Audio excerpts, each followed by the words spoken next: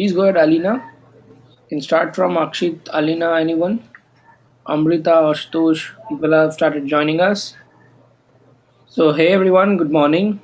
We have just started with an introduction, so I want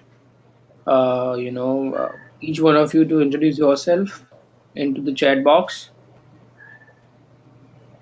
along with your profession and your expectation behind this module. What are your goals?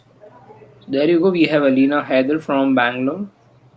Work with L&T as a content marketer. I want to learn SEO best practices to improve our page ranking on Google SERP. Perfect. So that's great.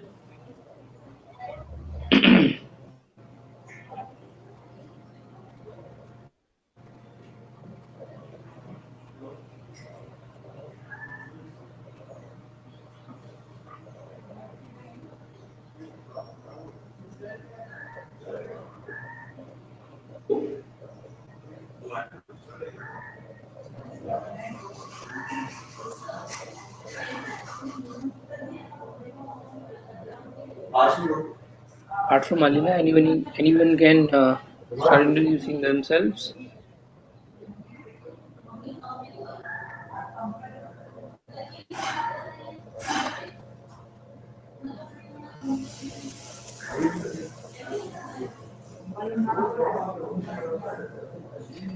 So Shruti from Mumbai, new to SEO, want to understand the whole concept. Great. What are your expectations, Shruti? Like you want to start your career into this, into digital marketing, and initially to start with SEO. We have a Hemnath, okay, working as a senior graphic designer. I'm learning CDMM to implement them in my upcoming online products and also kickstart my job in digital marketing field. That's great. Hemnath, right? Where are you from, Hemnath? You from Mumbai or Delhi? Okay, Bangalore.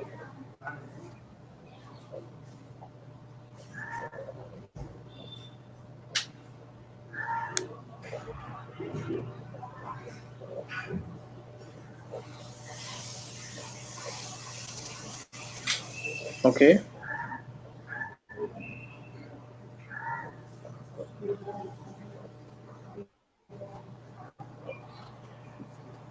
Then we have a Pallavi. So Pallavi currently based in Denmark. Worked with Omron Healthcare this year as a marketing executive in India. I've recently got an internship as a social media executive in a company in Denmark, and I have to handle their SEO. So I'm expecting to learn SEO in details from basic to advanced through this session. So you're in the right place, Pallavi. Uh, just a request that whatever you learn, just go and experiment those things. Implement those things also in a practical environment. Because that is how you learn SEO. I'll try my level best to guide you, direct you in the right direction.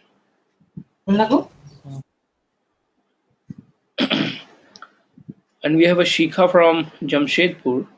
I'm a student, completed my BBA, want to learn digital marketing to explore my career in this area. That's great. So those who are planning to start their career into digital marketing, I think this is the right time to start a career, specifically in India. So we have a Mihir Oza.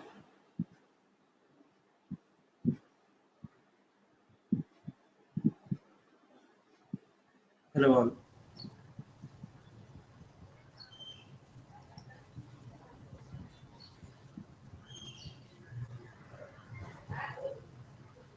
Hello.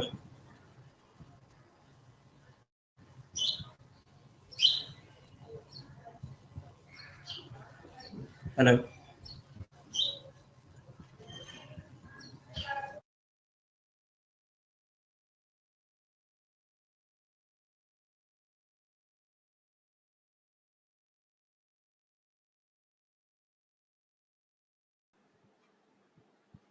So that's great.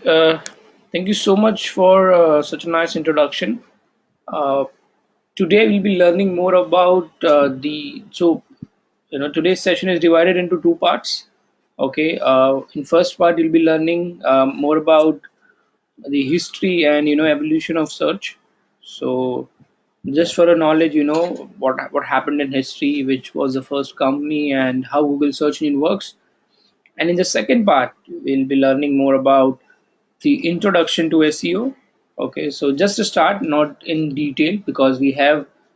So today we'll be just having an introduction.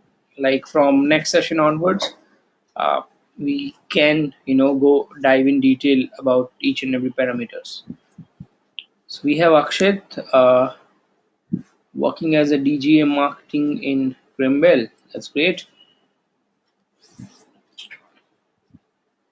We have Ashutosh as well from Mumbai. Student, I'm just curious about everything so that I can develop my skills to be a good digital marketer. Cool, that's great, Ashutosh. So let me introduce myself. Hello, I'm Hiren.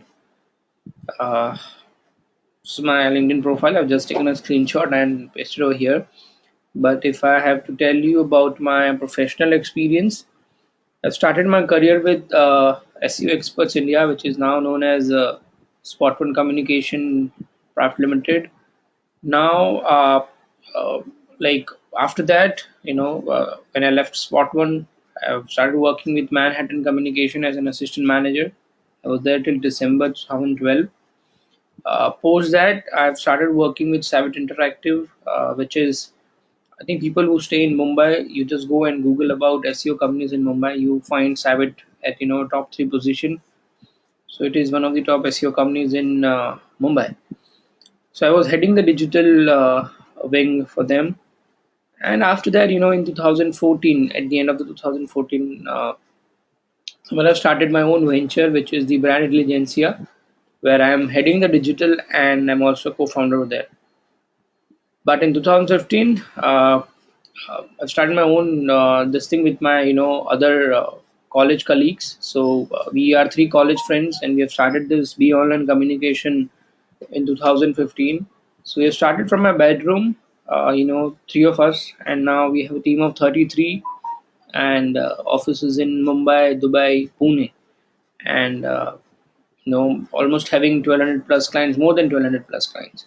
So that is how I am right now. So where we help, Be Online helps startups, SMEs into growing their business through digital marketing activities, right?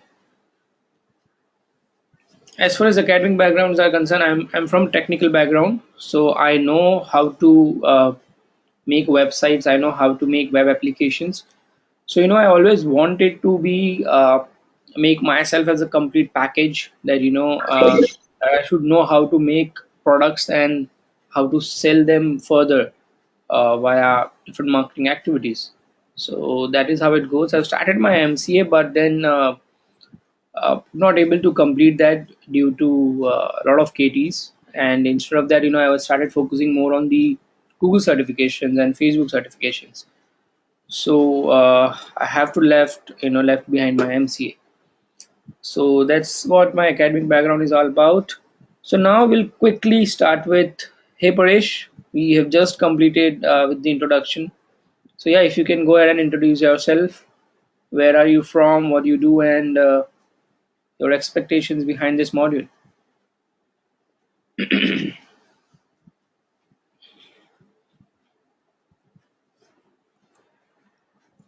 So before we start, there are few rules and regulation kind of a thing, into this module.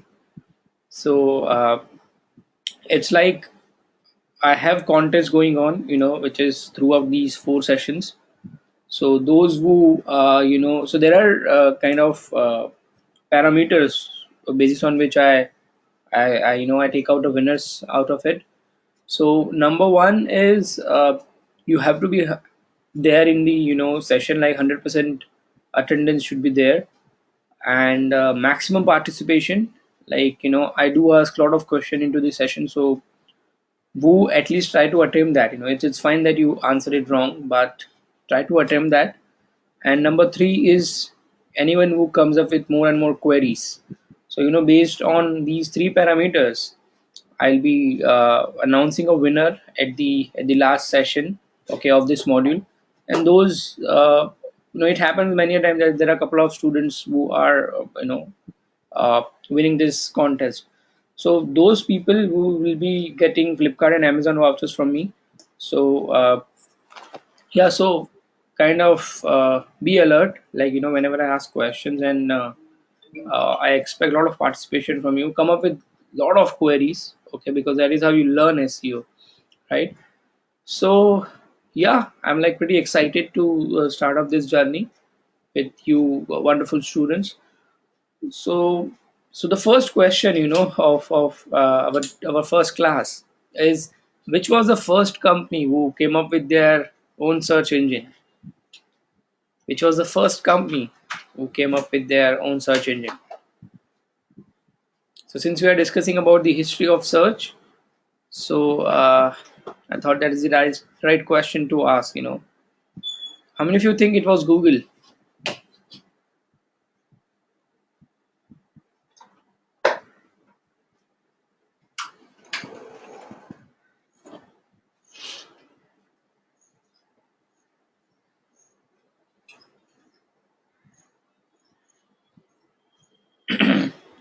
Okay, so a lot of people say it's Bing, Yahoo, Microsoft. Yes, it was Yahoo. You're right, Mihir. So Yahoo in early 1994, I think around April, they came up with their own search engine. Now I won't call it as a complete search engine. It was a partial search engine, but more like a directory, okay, like a web directory.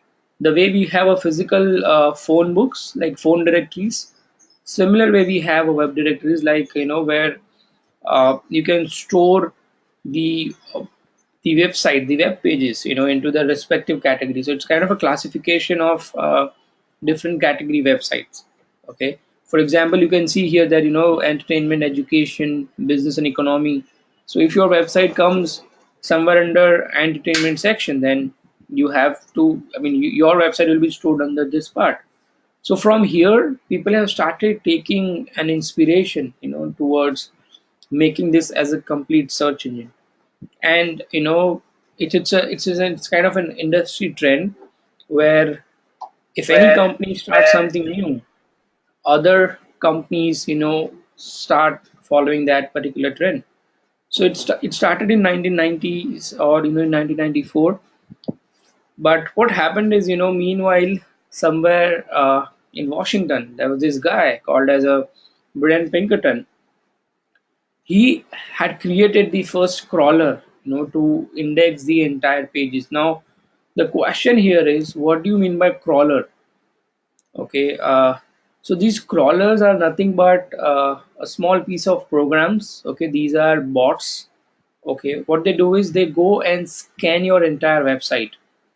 Okay, so when I say scanning the entire website, they just go through with your website, and they also store those web pages into the database. Now that is called as an index. Okay, so Brian Pinkerton was the first guy who had created the crawlers. Okay, which goes into all the websites, which are there on this world wide web, on the internet, right? And then the trend begins. Like everybody have started coming up with their uh, own version of their search engine, right? So yeah, the best part is the webcrawler.com, which was by Brent Pinkerton. It is still live. So if anybody wants to go and check that out, it's still there on the webcrawler.com. So then there was this company Excite. They came up with their version of search engine, right? So it was Excite. Okay, after Google, sorry, after Yahoo. Then we had Lycus. So how many of you have heard about Lycus? I mean, in earlier days, you used to have their email ID. The way we have a Gmail, the way we have a Yahoo or Outlook, we used to get Lycus as well.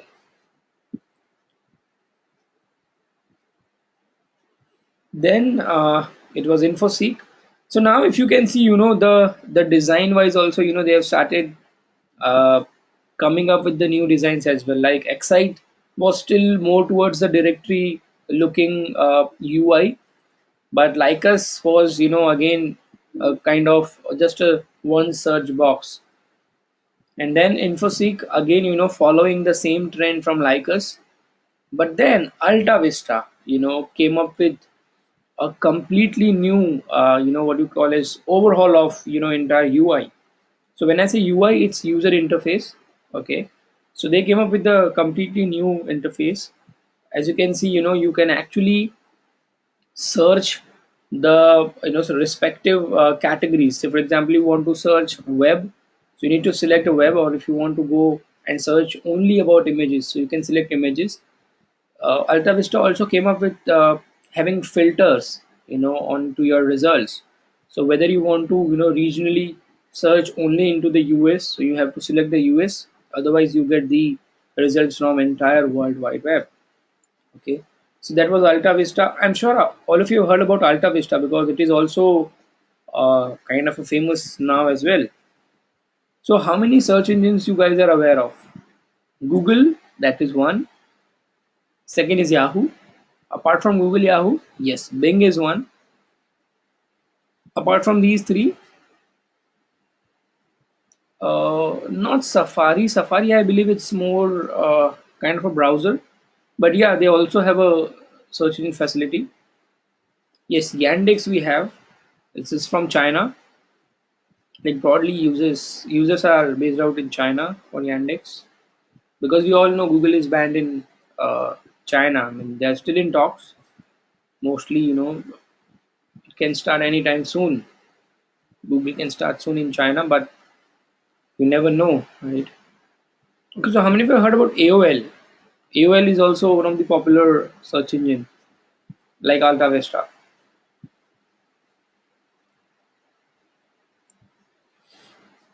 Then we had Google. So Google was kind of a late entrant into the industry. Uh, if I see the exact year, it was 1998, and from there, now we all know it's just like leading the entire market, okay, of search engine. Not only in search engine, but also into other segments like smartphones, operating system, and other sectors as well. Okay, so you need to name this guy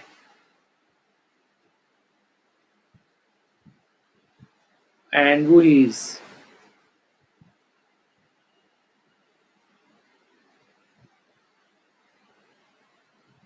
Can anybody name this guy?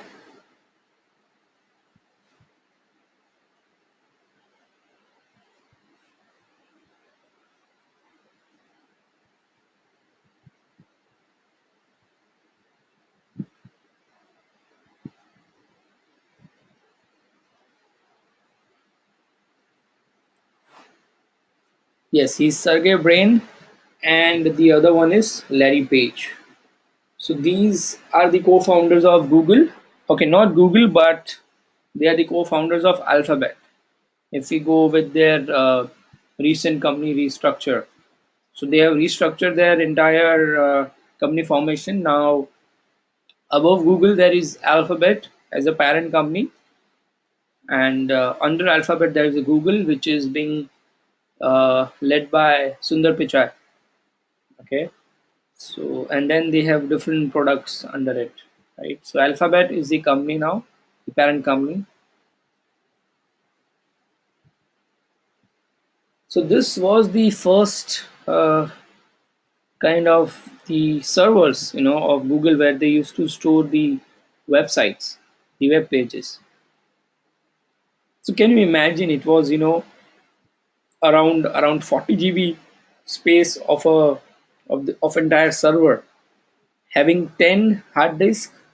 Each one of the hard disks was around 4 GB of its size. So just imagine the the evolution we are into, right? uh, we have, I mean, nowadays we have 64 GB inbuilt in our smartphones. In fact, we've also, now we are getting 256 GB on board in your smartphones. So this was the first server database where Google used to store the web pages.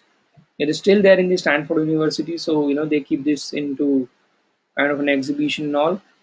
So so that's all, from the history of search, like, which were the companies who came into the market with their own version of search engine, and then Google was kind of a late entrant into the industry.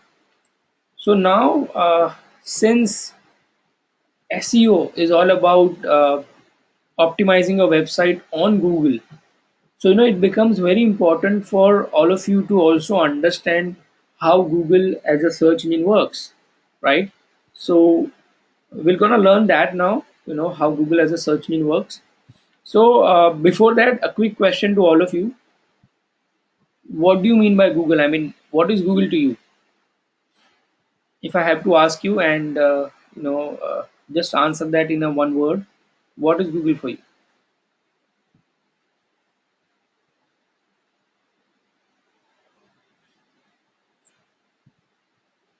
Information search. Yes, it's a search engine. That's fine.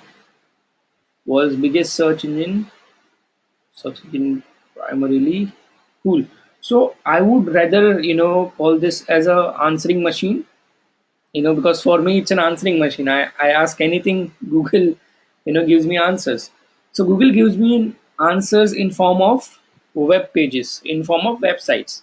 Okay, so to give these kind of results in a form of web pages, don't you think Google has to store these pages somewhere, on the cloud or into the databases? So for that, to show us all these results, they store these web pages somewhere into the database. Okay. So for that, the first part of how Google search engine works is crawling and indexing. So what happens in crawling and indexing? There are, as I said, Google have their own bots. Okay, now these bots or small piece of programs, Google call them as a spiders, right? They have named these bots as a spiders.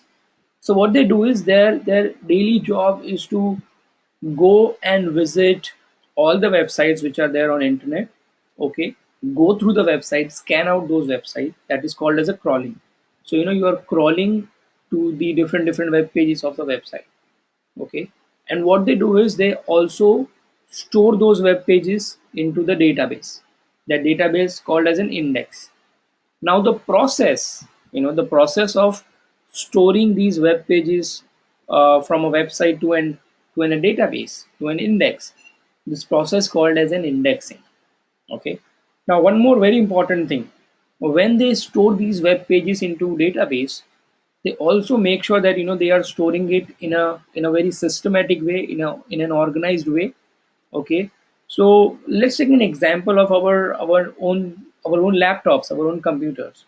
So when I store any movies, okay, into a movies folder, in my movies folder I'll be also having different folders, like action movie, horror movie, drama movie. So the similar way, when Google stored these web pages into the database, they make sure that it is an organized way. So all the digital marketing related websites will be going to digital folder. SEO related websites will go, or pages will go into SEO folder. Social media related pages will go into social media folder.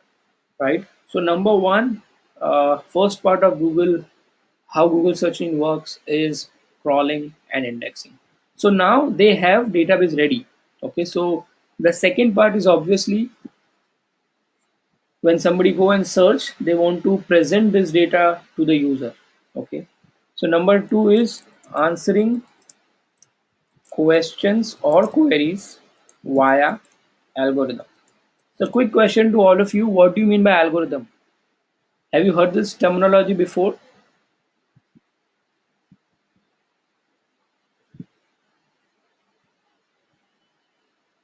So Akshit says program. Yes, you're right. It's a small. Uh, yes. So if you go with the exact definition of it, technical definition of it, Kashish, you're right. It's a sequential steps to solve a problem. So yeah, people call it as a pattern. It's a. So if you go from Google's definition, it's just a small piece of program, okay, which is uh, performed to achieve a desired task. Okay. So what happens, when this algorithm works? So the moment any user goes to Google and performs a search and he hits an enter, there is an algorithm which is running behind. Okay, uh, it goes into the database and it checks. Okay, for example, you have searched buy shoes online in Mumbai. So what this algorithm will do, this algorithm will go into the Google's database. It will check how many websites are relevant to the search query, which is buy shoes online in Mumbai, and then it will filter out, you know, uh, like good websites, thousand of good websites, and basis on parameters. Okay, basis on questions. Okay, he will actually look at those parameters which are more than 200 parameters. Basis on that, this algorithm will judge which website or which web page to be shown at which position on Google. Okay, so this is where SEO comes into picture. These 200 parameters are nothing but your SEO. Okay, so if you optimize your website, by following Google's guideline, so this algorithm will actually decide basis on, if I have to tell you those parameters, some of the important parameters out of 200, like title tag, how creatively or how smartly you have used your keyword into the title tag, into the description tag. What is the quality of your content? Is the keyword there in the content? How many backlinks you are getting? Okay, so these are some of the important parameters basis on which algorithm decides on which position, your website will be there on Google search results. So that is the second part of answering questions via algorithm. Okay, and the third part is fighting against the spam. So what is spam? A very easy question. Like, most of us receive, everybody receives these emails. Yes, so if I have to tell you, it is kind of unwanted or irrelevant, which is not relevant to you. So here, what Google means is anything which is not unique, okay, or maybe kind of a copy pasted from any other website. It is not original. That will be counted as a spam, right? So avoid doing that. Avoid having a duplicate content on your website, or copying from somewhere else and just making sure that it looks like yours.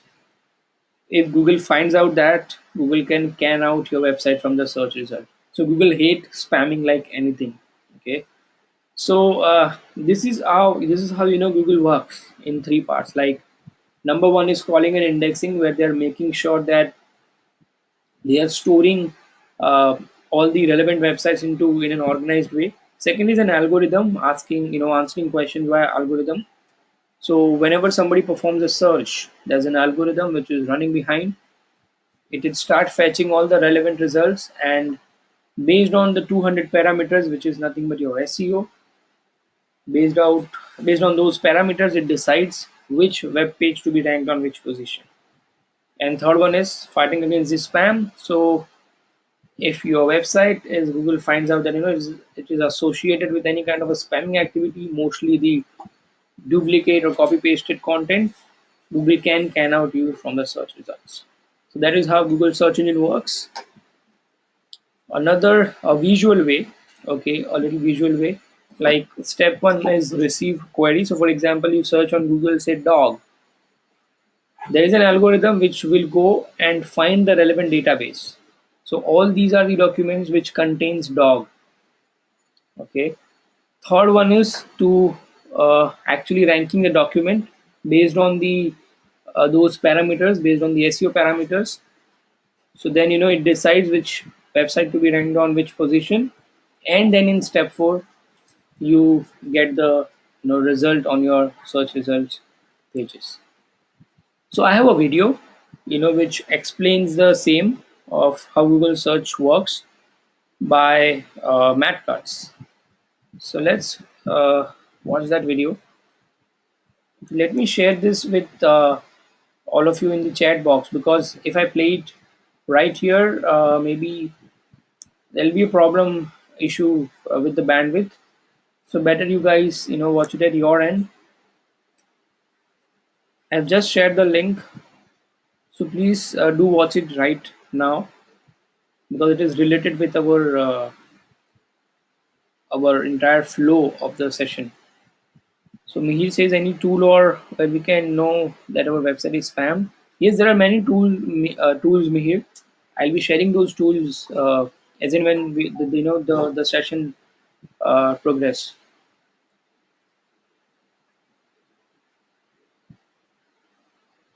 Just let me know when you are done watching the videos. I'm in this particular video only right now. Then we have a couple of other videos also in the next session.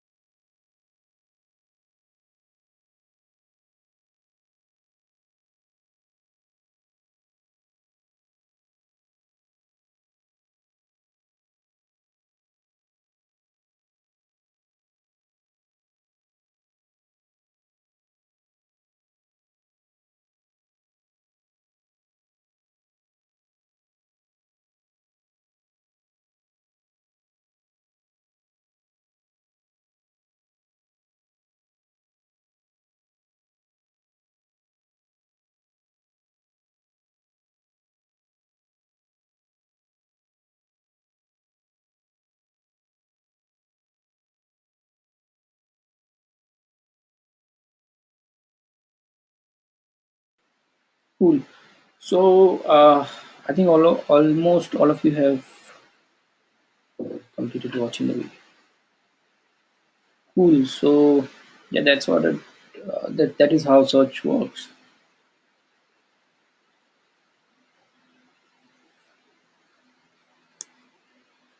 So this is how Google used to be in 1998, and that is how it looks like now. It's the recent one, of Google search page. So now we learn more about some of the important parameters of. So we have a question. Kashish said it was updated in 2010. Is this still the mechanism behind Google search? So you're talking about algorithm, Kashish, because they it's not in 2010. They frequently update their algorithm, like video, the video you showed. Okay, so you're talking about the content which is there in a video. So yeah, I mean the mechanism is still the same. What changes is they tweak their algorithm quite a bit often now. So it's all about just tweaking the algorithm, but the entire mechanism remains the same. Like there's algorithm, but that algorithm tweaks a bit, in terms of providing the results. That changes. Okay, so that's how it is.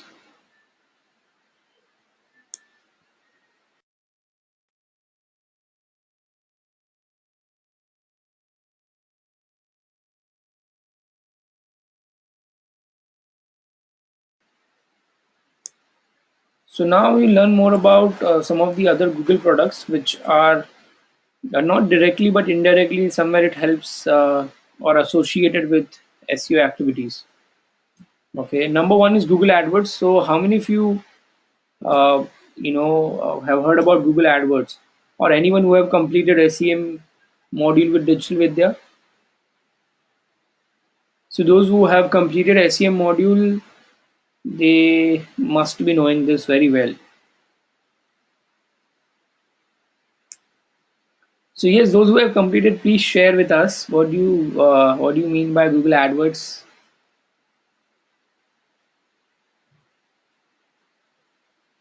Please, anyone, those who have completed the SEM module.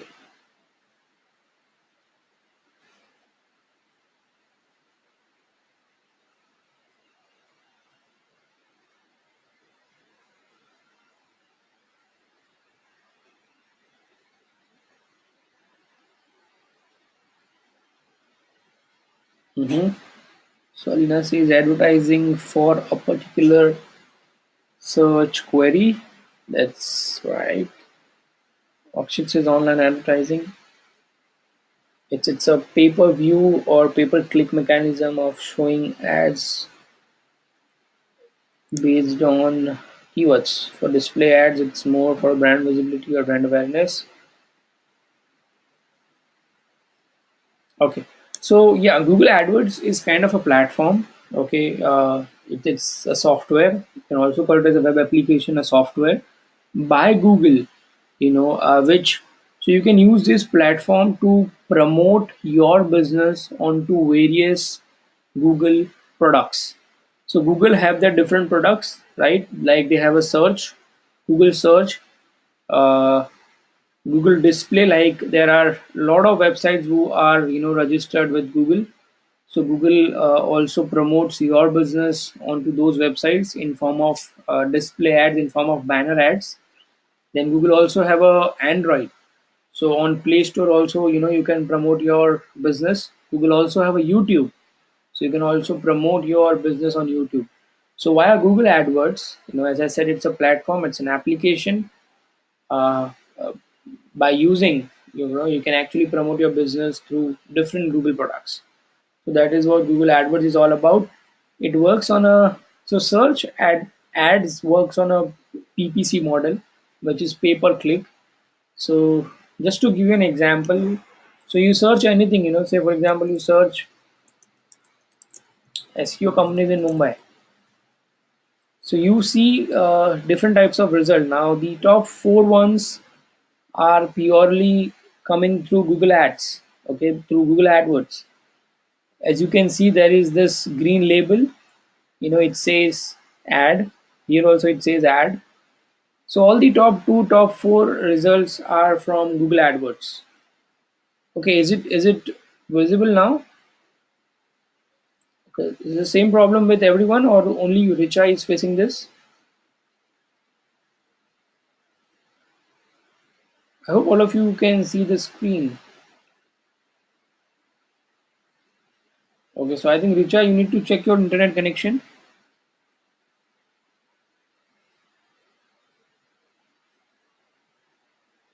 Maybe try relogin to the session.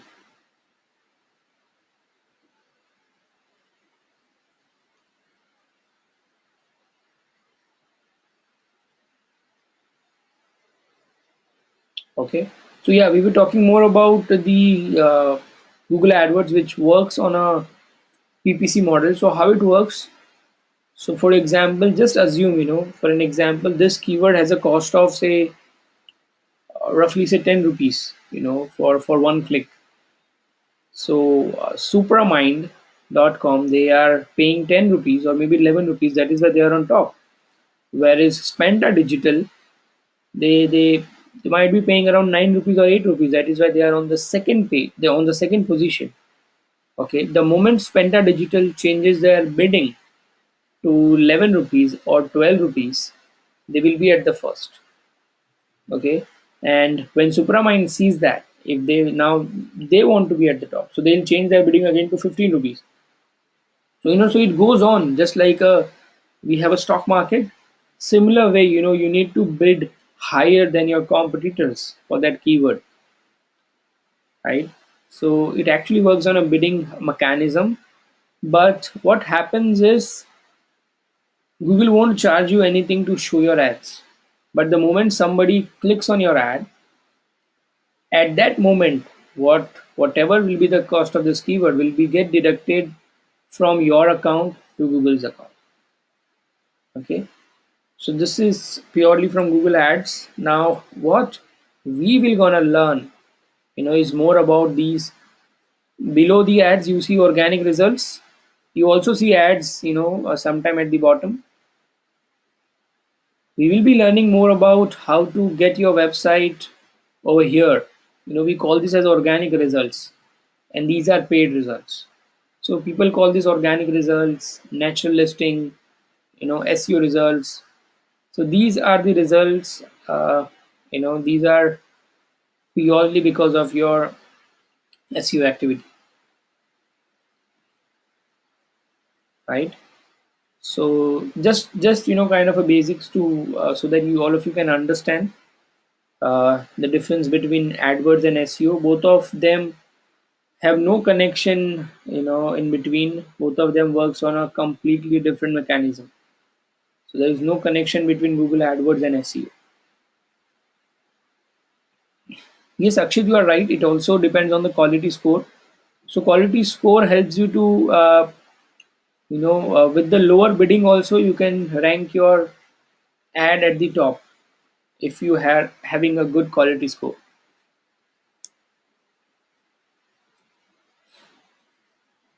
So now the other one is Google AdSense. So again a question.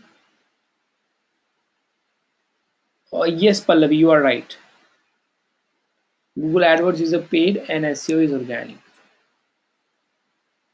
Okay, so you are talking about this, Akshit. Yeah, this is actually an Chrome extension. I'm using a Chrome extension which is called as SERP Trends.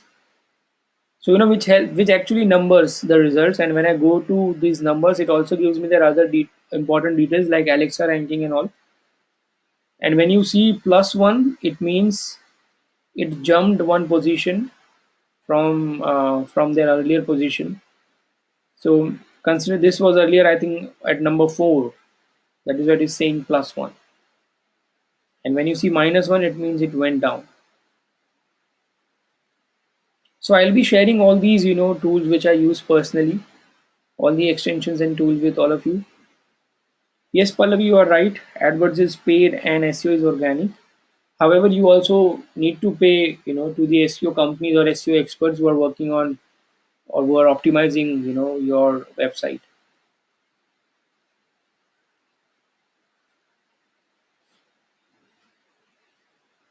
So yeah, Google AdSense.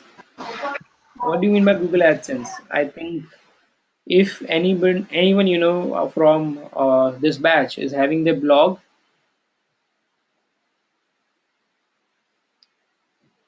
they must be knowing this.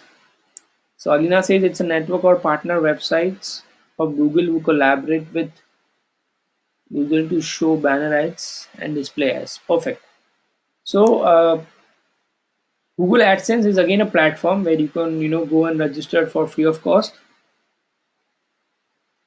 Great, that's great, Suja.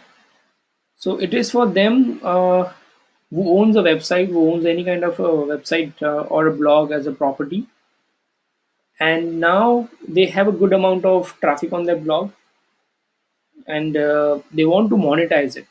Okay, so when it comes to monetize, you can do that through Google AdSense. You can basically monetize your traffic, and you can start making money. Now, how you can start making money, that is completely based on the impressions and clicks you generate on the ads, okay, which are there on your blog. So let me tell you how it works. The moment you register with Google AdSense, you become publisher, okay, and at the other hand, there is advertiser, okay. uh, let's take an example of Samsung, okay. So Samsung is an advertiser who wants to advertise his upcoming phone, like Note 8. So he wants to promote this Note 8 onto all the different websites who come under technology category. So say let's take an example, Suja's blog. Suja writes more about more about gadgets. So he reviews all the upcoming smartphones.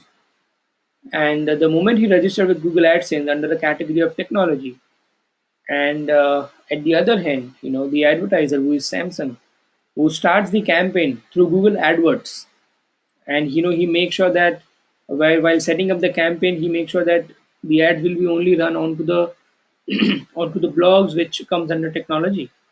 The moment Samsung starts the campaign, all the ads of Noted will start showing up on Suja's blog and all the similar blogs which are like Suja and comes under technology category. And now, based on the impressions and clicks Suja's blog generate, there will be a some amount will be given to Suja.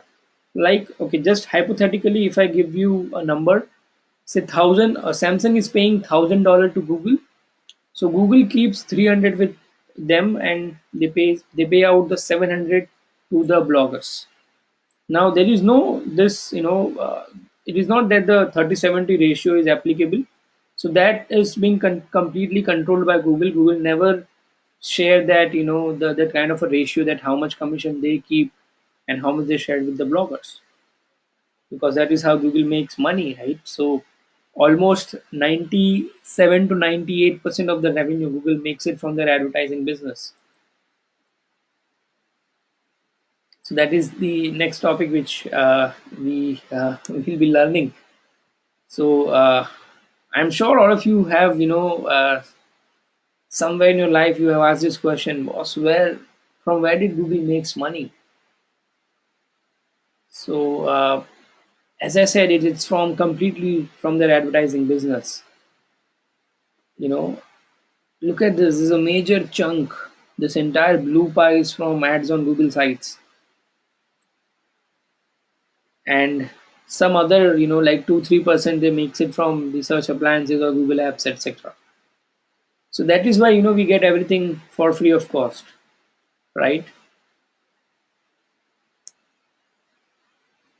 So Amrita says, how is the frequency and placement of the ads on the different sites decided?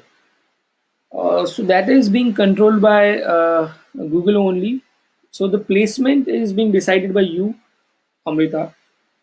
If you are having a blog, so you tell Google AdSense that these are the places, these are the placements available on my blog where I can promote, or I can have a display ads.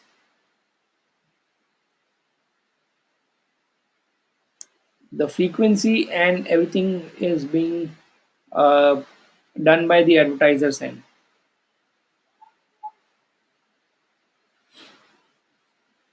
So if we see the global market share, of Google, we can clearly see that like almost in all the top countries, Google is ruling the entire search industry. In India, it's almost 97%. USA 80%. I'm sure Bing is also kind of having the most of their share into the US market. I think they are somewhere around 12, 13, 14%, and rest is being covered by Yahoo. Then Russia 52%. They also have their own search engines. Brazil 95 and Australia 94. China, as I said, Google is completely banned over there. So China again have their own search engines like Yandex is one, GoDuckDuck is also there, Baidu is also one of the famous search engine in China. So almost over 5 billion searches happens every day. So yeah, it's huge, right? Now we'll discuss about some of the innovations by Google. Okay, this is not Android phone, but it's an Apple phone, iOS, but Google also have Android. So yes, it was not developed by Google, but they've acquired the company who developed Android, and now we know that this is, I mean, the entire revolution is because of the smartphones. I think this screen will tell you some more statistics. So if you see the yellow line, which is mobile internet users, they have already crossed the desktop internet users. You know, so there are multiple parameters which are affecting this. Like smartphones are getting cheaper and cheaper, and we have a internet which is almost like free of cost available now, all thanks to Geo. So, and I think because of these statistics, I think couple of or I think around 3 years back, Mintra.com, they have took this decision to go completely app only, and they have recently came back to their desktop version also because see, at the end of the day, we will be working on our desktops and laptops. So while working, we still surf internet. You know, we still go through and check out websites. So you cannot neglect desktop users and go only app based. So yes, internet is and that is why you see the digital marketing is trending in everywhere, like because of these smartphones. Now we are like everything is on our finger. It's just a click away. So Ashutosh says, if we don't want Google as a mediator between brand who want to display ads on the owner of blog or website, so can we do that manually by our own? Yes, Ashutosh, you can do that. So I have seen many brands who have already started doing this. They have started approaching bloggers individually. In fact, many bloggers, they also go and propose or pitch the brands individually directly. That is one. Second, Google AdSense is not only network, but definitely it is one of the largest network available right now. Apart from Google AdSense, there are Affinity, there are ClickBank. Okay, a lot of affiliate networks are available apart from Google AdSense. So you can choose anyone from it, and yeah, you can go directly as well. But now so Ashutosh, this completely depends on your blog, what kind of property it is, how good is your content all about, and how much, how like what exactly is your traffic. So it actually works on that. If I have a 10,000 visitors a month, I can ask $5,000 or $1,000 for one post. When if I have a 1 lakh or 1 million visitors, I can ask anything, right? Like I have seen bloggers who are just charging like in lakhs for one entire article. That's too much. In 2012, almost 500 million Android devices sold, which is it's kind of a too old data now. It's almost a billion Android phones nowadays, in the market, more than billions. 2015, more Google searches take place on mobile devices than on computer in countries including, top 10 countries including India. So that is why we see this kind of a revolution, and this trend of digital marketing in India. Okay, so what you can see on the screen, this is another innovation by Google. Can anybody name this? What we are talking about is actually the Google cars, driverless cars, right? So it is also an innovation by Google. It is still under testing phase. Okay, still not available for public to use it. Then another a piece of innovation, hack of innovation is Google Glass. So I don't know anyone have heard about this, but I have this piece of glass with me. Okay, I have the developer version. Uh, okay, is it audible now? Hemnath, is it audible? What about others? Is it audible to all of you, or only Hemnath is facing this issue?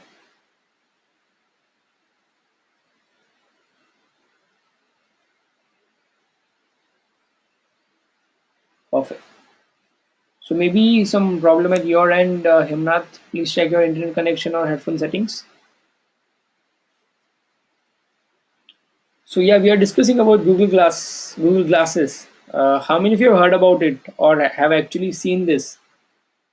It is again not available for public use. So Mihir, just go on YouTube or Google, and just Google about this. This is actually hack of innovation. You know, I'm excited because I have used it, and I have developed a couple of apps also for Google Glasses. Okay, so it's if I have to tell you a couple of features, it's like with the blink of your eyes, you can take photograph.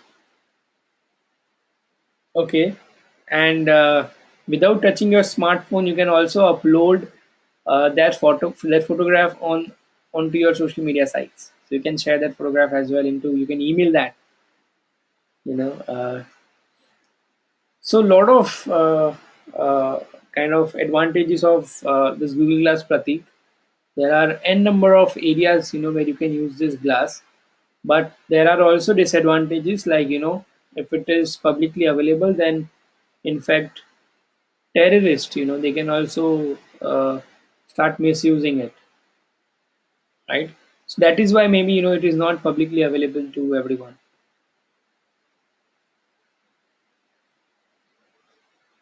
So search has surely evolved, so now yeah, so that's right, Bunty. Yeah, people will start using it for exams. So now we'll be more talking, we'll be more discussing about the some of the innovations in terms of the search engine. So we all know that Google is like not only Google but Facebook or entire digital world is kind of updating on daily or on hourly basis. So if you see tomorrow, today there will be n number of new things popping up into this industry. So if you talk about Google, Google has surely evolved as a search engine now. So you have a did you mean feature with Google search, so it corrects your spelling or grammar mistake, not the grammar mistake but yes spelling mistake now. When I say grammar, they can only understand synonyms, so which is also a good part. Google now understands the synonyms. It has got autocomplete, so you search anything and it gets auto completed, right? You get suggestion just below your search box. Google now have got universal search. So now when I say universal search, you get flight details, flight schedules, or any train schedules, sports schedules, movie timings, videos, images, maps, all into one search box. So that is why you call it as a universal search. So I don't know how many of you have seen this, but just try doing this on Google. Just go on Google and say flights from Mumbai to Delhi. I'm talking about this. You actually get this, into Google search results itself. Okay, same goes with the sports, same goes with the movie timings, and in fact, you see a lot of videos, maps, you see weather updates as well. So that's what we call as a Google Universal Search. Now we have a Google Instant. Okay, so you get uh, results more accurate, and more faster. For that, you have a Google Search app, and they have also added voice search, which is bang on, like I am very regularly using this voice search, and believe me, it gives you know fantastic results. Like same like you go on Google and searching it. So we have a Google Instant, and then the recent feature, which is the knowledge graph. It is still not available, for the for like it's in a beta phase, if I have to tell you, but some of the features are still live on Google search. Okay, so what this knowledge graph is all about, let me give you that with an example. So yeah, you get also news with the kind of you also get all the newses. So I don't know all of you, but I've started using Google and Twitter definitely to just serve the newses. So I was talking about this. This is because of knowledge graph. So what knowledge graph is all about? This is still for limited to the towards the celebrity and the brands. Okay. So for example, you try searching about how tall is Deepika Padukone. You get, first of all, you get the answer. Now along with the answer, you also get the related celebrities, with Deepika Padukone. So they have still, when I say it's in beta phase, it means it is still restricted to the celebrities, personalities, and brands. So you get the related personalities with Deepika Padukone along with their height as well. Okay. So there's this video on YouTube. Let me share that with all of you. I would suggest you to go through with that video. It'll definitely help you to understand knowledge graph.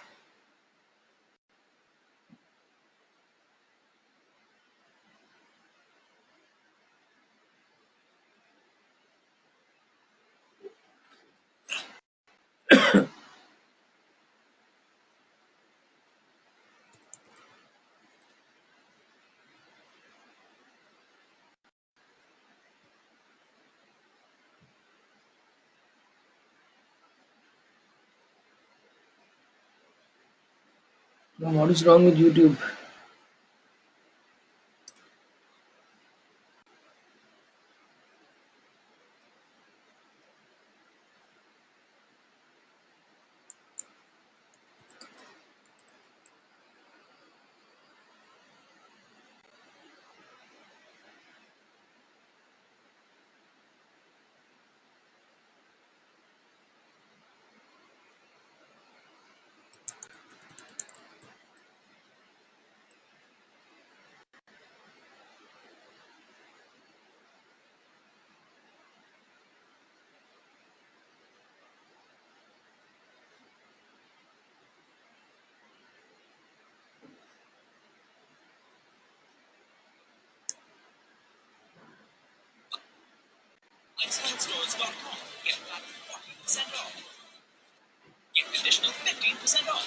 I don't know what is wrong with YouTube today. Not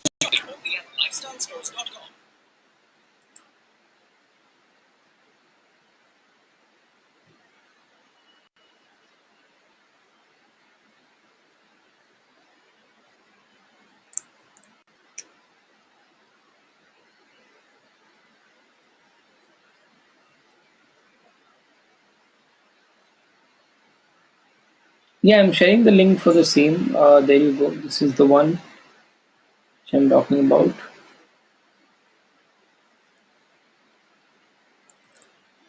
I just shared the link for the knowledge graph. This you can watch it later. It's fine. You can probably watch this post this session.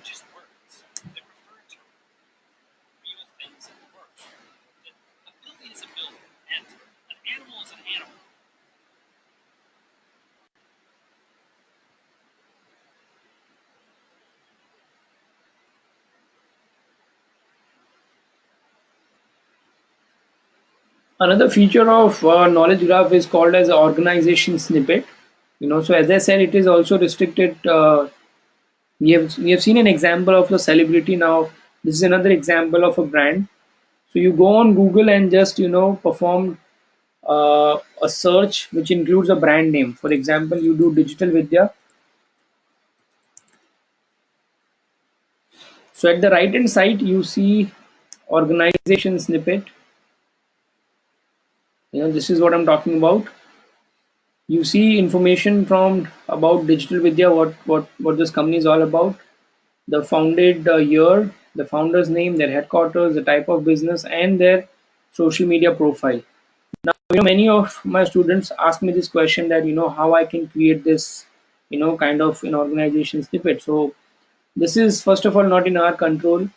This is completely in control of Google. So Google takes out this information from different sources. Like if you can see, they are taking this information from Wikipedia. So it is more about your online presence. If your brand is having a good online presence, then definitely Google will start showing that into an organization snippet, but only onto the keywords which have a brand name in it. Okay. In fact, Bing have also revamped their knowledge graph. So it is but obvious that Google start doing it, and Bing is also still having some users, as compared to Yahoo. So if anybody asks me that which is the number two search engine in the market right now, so I would say Bing is the one. You know, Another innovation by Google is Google Now cards. So I don't know how many of you. So this is for them who uses the Android phone. So we have a Now cards, Google Now cards, which is so Google picks up all these data from your Gmail and from your. It also analyzes your search pattern. So if I have booked a flight, and I've received a confirmation email from on my Gmail, so Google picks it up that data from there and shows me that you have a flight to catch today, so you have to leave your home in the next 30 minutes or next 20 minutes. If I'm using map very regularly, Google also tracks that this is the place I'm visiting on a daily basis. So Google start giving me suggestion on that this is the regular time that if I leave my home by 8:30. So just before 8:30, like 8:15, 8:10, I get a notification that there is a traffic today, like light traffic today or heavy traffic today. You also get notification of your favorite sports. Okay, you also get the scores. You also get an update from Google about the weather. So all this you can. There are other options also. You can get all this from Google Now cards. Okay.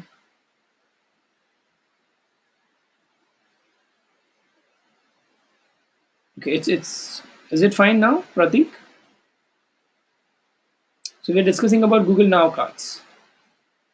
So even you can do this, on your Android phone. So that's all we have for the first session.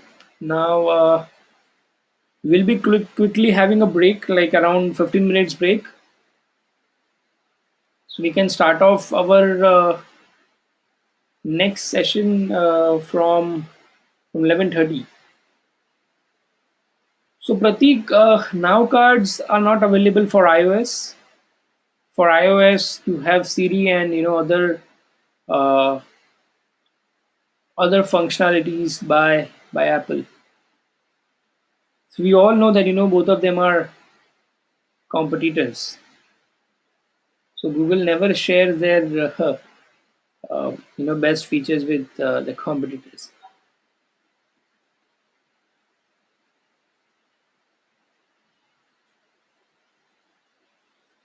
So we'll be taking questions and queries at the end of the next session.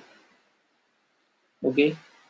But if you guys have any urgent questions about these slides, please go ahead and ask, or else we can take a break of around 15 minutes break, and we can start again from 11:30. Is that fine?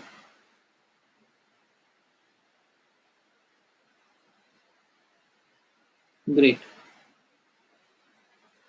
Great. So let's have a break, and I'll see you in next 15 minutes. We'll be resuming our session from 11:30.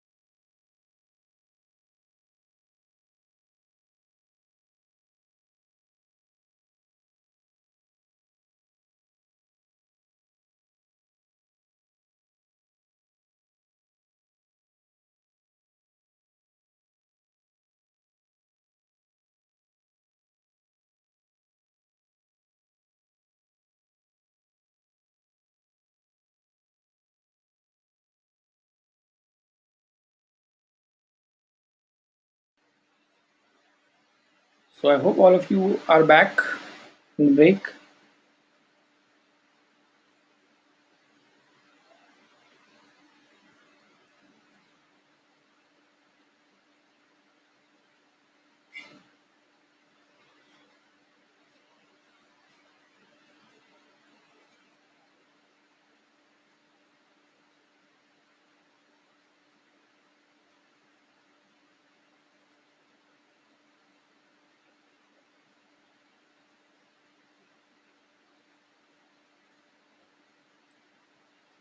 Sure.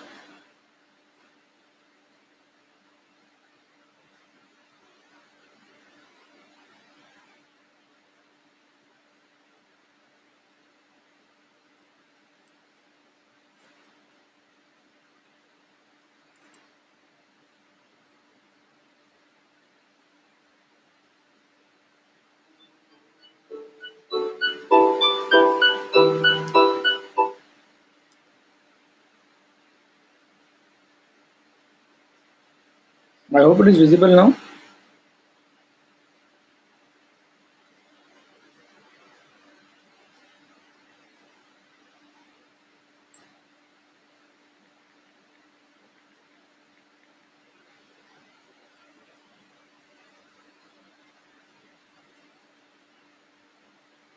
Is it visible now?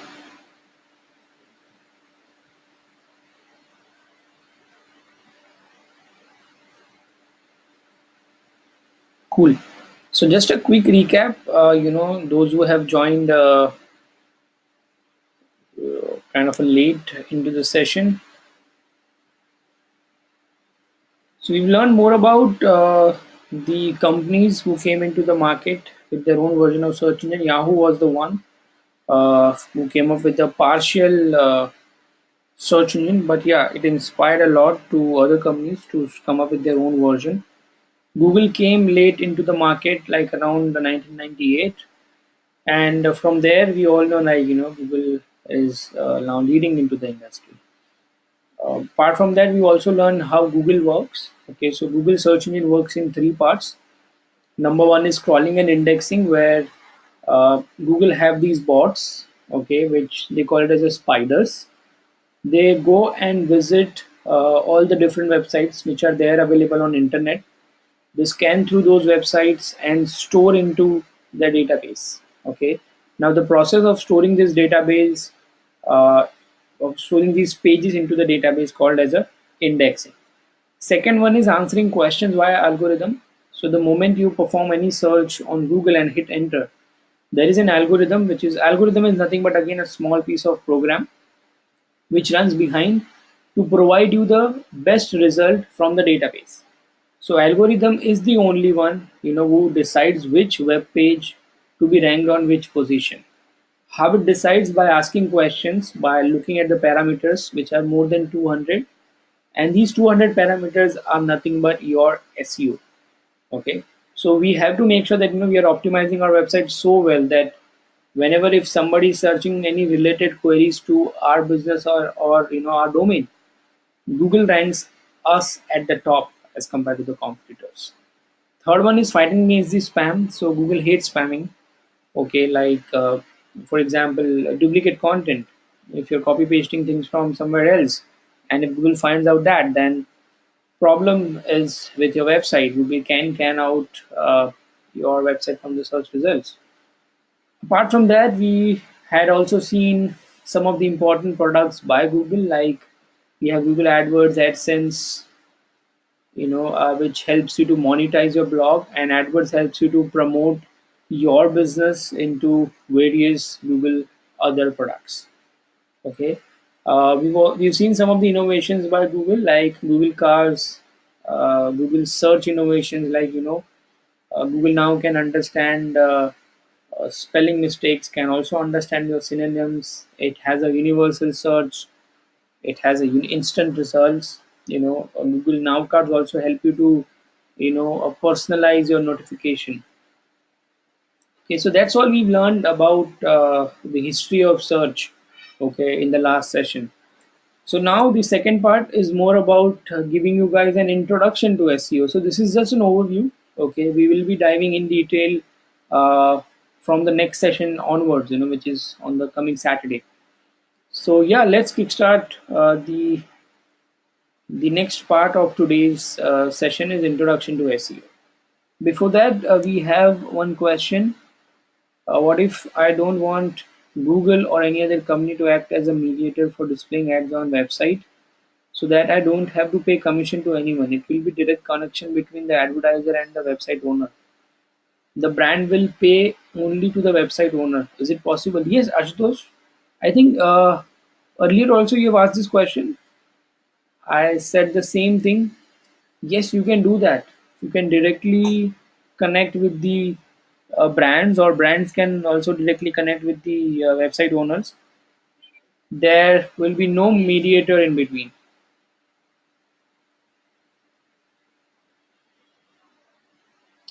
You there, Ashutosh? I hope this helps.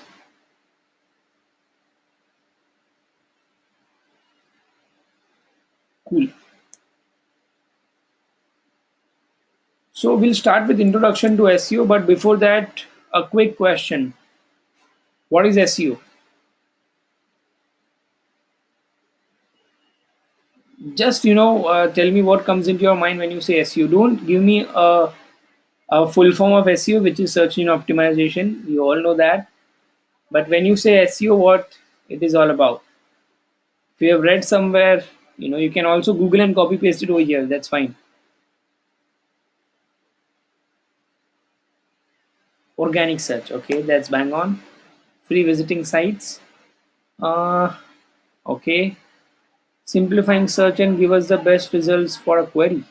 Wow, good.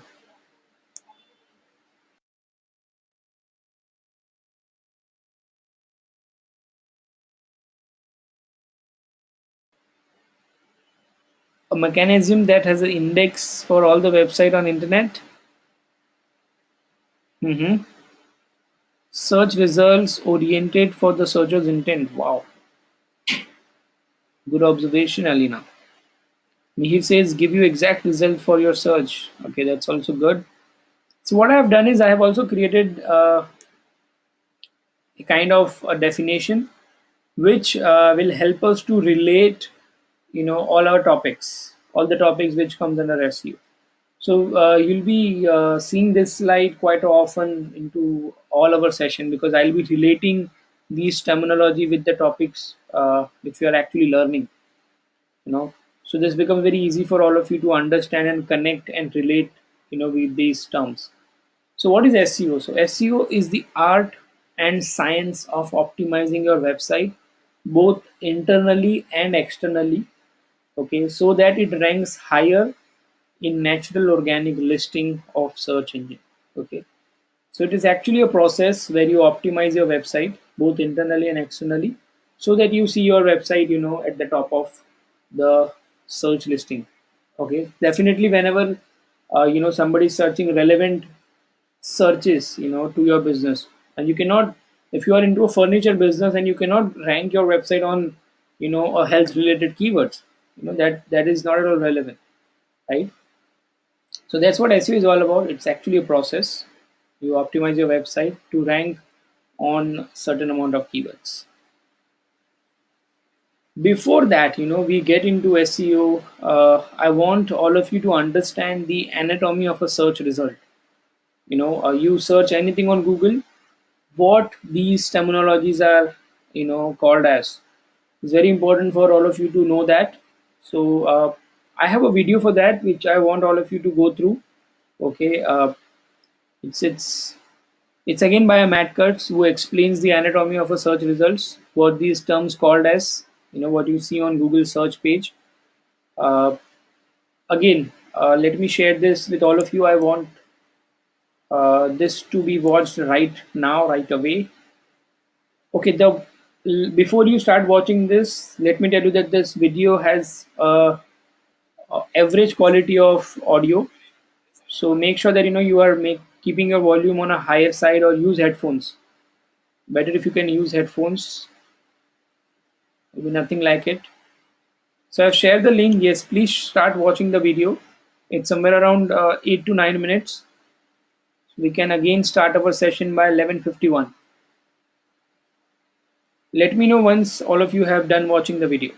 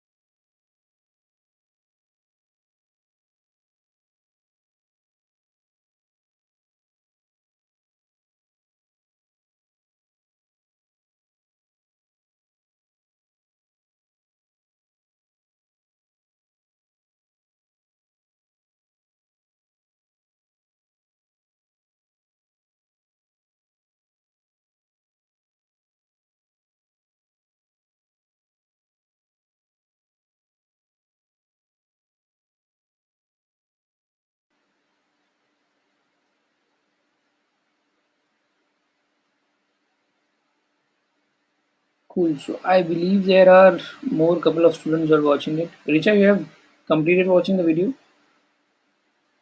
What about the others?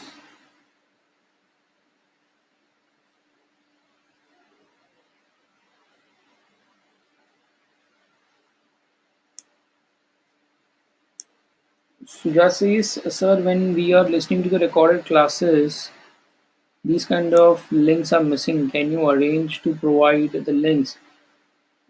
Sure, I can do that. Most of the time, students take a note of all these links when lectures are going on, because some of the links are like most of the links I shared from my personal experience. So I share a lot of the personal kind of projects or tools which I'm using right now. But definitely,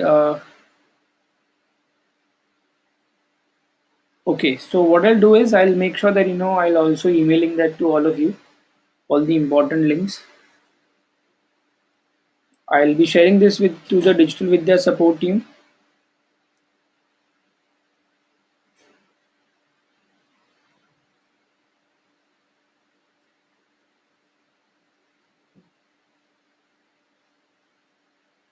Okay. So yeah, now let's discuss what Matt Cutts was explaining us about the anatomy of search results. So yeah, whatever you search on Google, then to the search box, that is called as a search query. You also call this as a keywords, right? And then this is okay. Let's see this live, so that will be a little better. There you go. So I have searched Digital Vidya. This is called as a search query, okay, or you also call this as a keyword. Now this is called as a title, okay, of this page. Now every page will have a different title and different description altogether. Okay, every page will have their different title. This is for the home page, and this is their description. Okay, now just beside this URL you see down triangle, uh, which has a cache and similar. So cache, it actually tells you more about when did recently Google came to your website. So when you click on this, sometime it also tells you the exact time. It says 14 December 22:19 and 49 GMT. So this was the time and day when Google recently came to your website, for crawling, right? Now these are the site links, okay. So if anybody directly wants to go on courses page or want to visit the about Digital Vidya's page, they can click on this and they can go to that particular page. Okay, I think you missed out another option. So yeah, below cache you have a similar. So when you click on similar, it actually gives you the other results, the other websites who are into the same domain as Digital Vidya, like digital education. So by clicking on similar, you will be actually getting the competitors of Digital Vidya, right? Then here it says more results from Digital Vidya. So the moment you click on this, it will give you all the results from Digital Vidya's website. So all the other pages from Digital Vidya's websites. So Amrita says, on what basis are the other tabs displayed? So you're talking about this, Amrita, the site links. Okay, so this you can customize, okay, but most of the time it is being controlled by Google.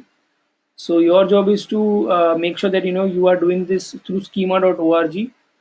So you can also highlight this kind of data from Google Webmaster Tool. We'll be learning that when there is a lecture on the entire Search Console.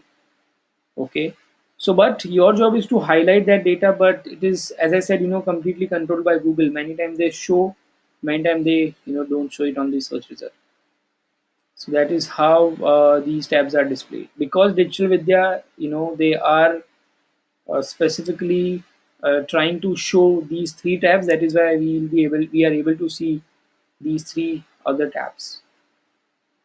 You know, so that's how it goes. I hope this answers helps to understand about the site links, Amrita. Cool. And you also have at the right hand side, which is the organization snippet. We just learned about it. So now what happens, when you actually get, yes, we can do that, Mihir. We can do that. We'll be learning that how you can do that, via Google Search Console. So now before we get into SEO and we start optimizing our website, before that, uh, yes, we'll learn that later. Before that, it is very important for you to understand your customer, because you being an SEO expert, now it is your role, because you're the one who will be selling those products and services online through Google. So before selling any products, it is important to understand the product or understand the customer. Okay. So before we optimize our website, we must understand the market trend. Okay. What's going on in the market. It is also important to understand the market, right? Because you will be selling that product into that market. Second is to know your target audience. Now this is very important, because if you don't know your target audience, who are they, who are your buyers, then how you will be able to sell it. Third one is altogether this is actually initial step when you kickstart your SEO campaign, is to determine the words phrases that your audiences will gonna use when they go on Google. So to come to this point, it is important that you understand the market and your target audience. Okay, and this is, as I said, it is called as a first step. We have altogether a different session on it, about the keyword research, that how to choose those right keywords. Okay, so we'll start from number one, which is to understand the market trend. Now you can understand the market trends through a beautiful tool, freely available to everyone, called as a Google Trends. How many of you have heard about Google Trends?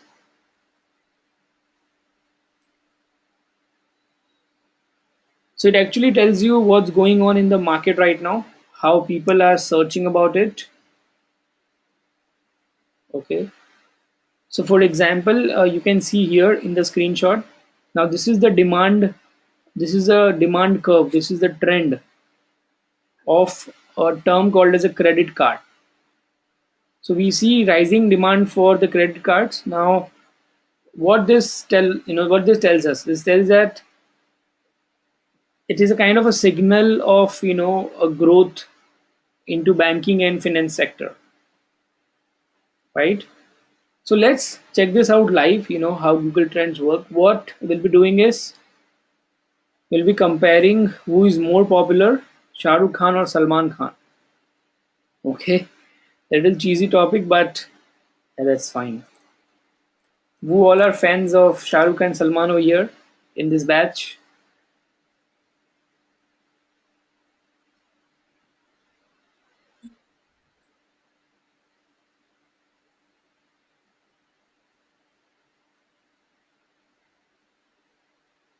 Wow, so we have one Salman's fan.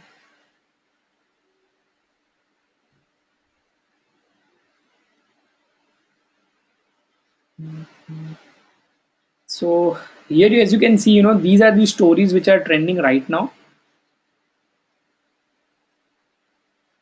It's still loading. So these are the stories which are trending right now. Houston Rockets, Ring of Honor, Manchester City FC. These are past 24-hour stories which are trending right now.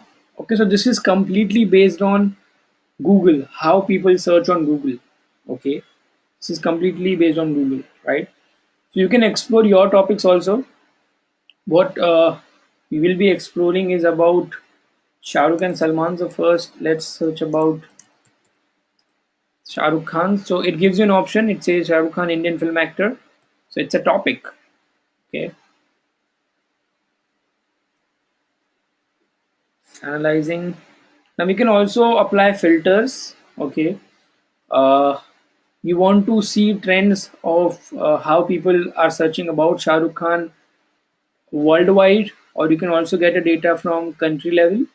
Okay, let me keep this as a worldwide right now.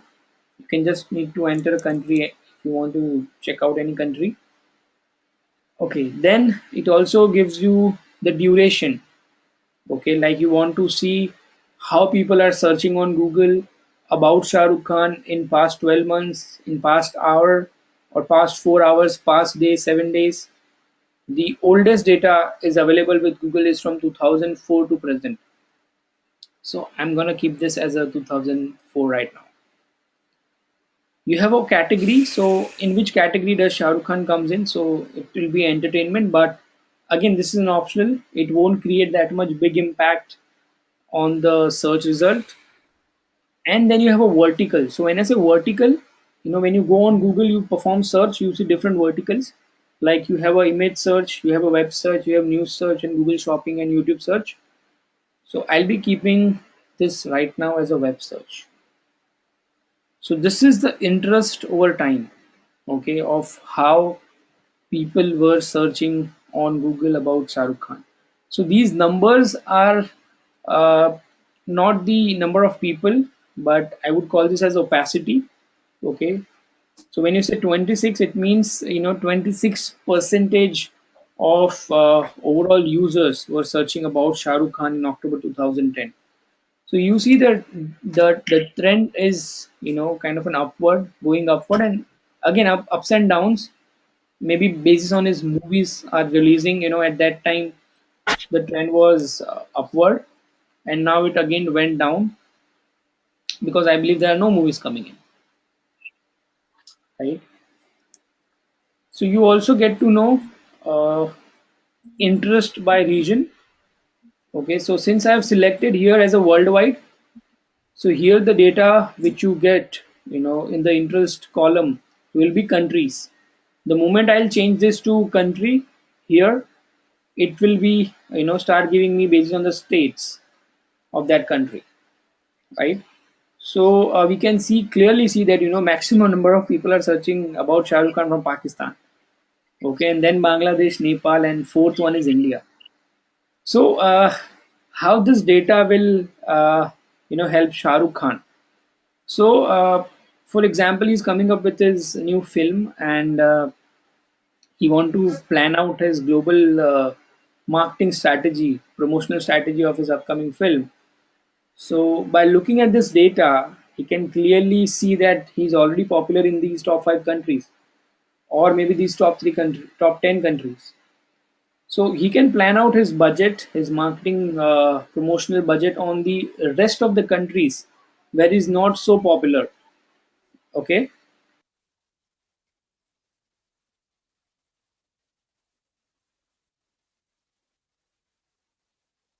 Hello. Hello.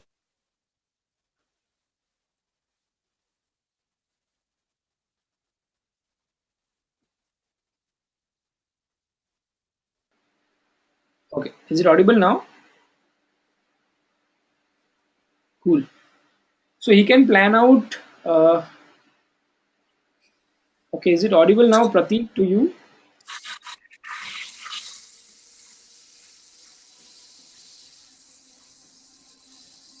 So based on this data, he can plan out his marketing strategy. Okay, he can spend more budget uh, to the countries where he is not so popular, right? And you also get some of the related topics of people who are searching about Shah Rukh Khan. They were also searching about My Name Is Khan, Rais, Deepika Padukone, Fan, Happy New Year. So all these are his fans. Okay, and these are the related queries. So now related queries means the actual queries were being searched on Google. People who are also searching about the Shah Rukh Khan.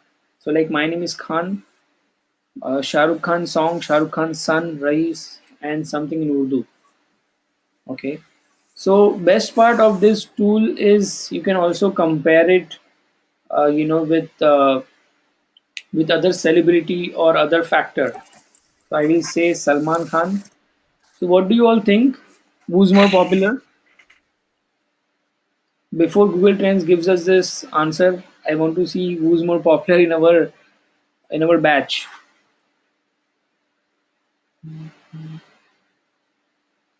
So there you go. Red one is for Salman Khan and blue one is for Shah Rukh Khan. So if you see the average, I think a 1 point difference in between both. If we analyze this closely, you see Shah Rukh Khan was ahead till 2010 May, and then from September October onwards, Salman Khan have took over, and he's now like kind of more popular. Okay, same way you get the data, interest wise. All the blue one are for SRK, and the red ones are for Salman.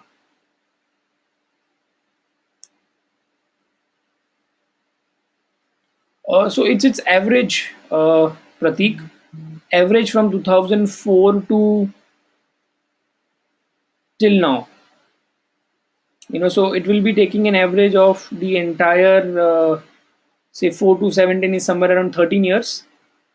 So the average of 13 years is 26 for 25 for SRK and 26 for Salman.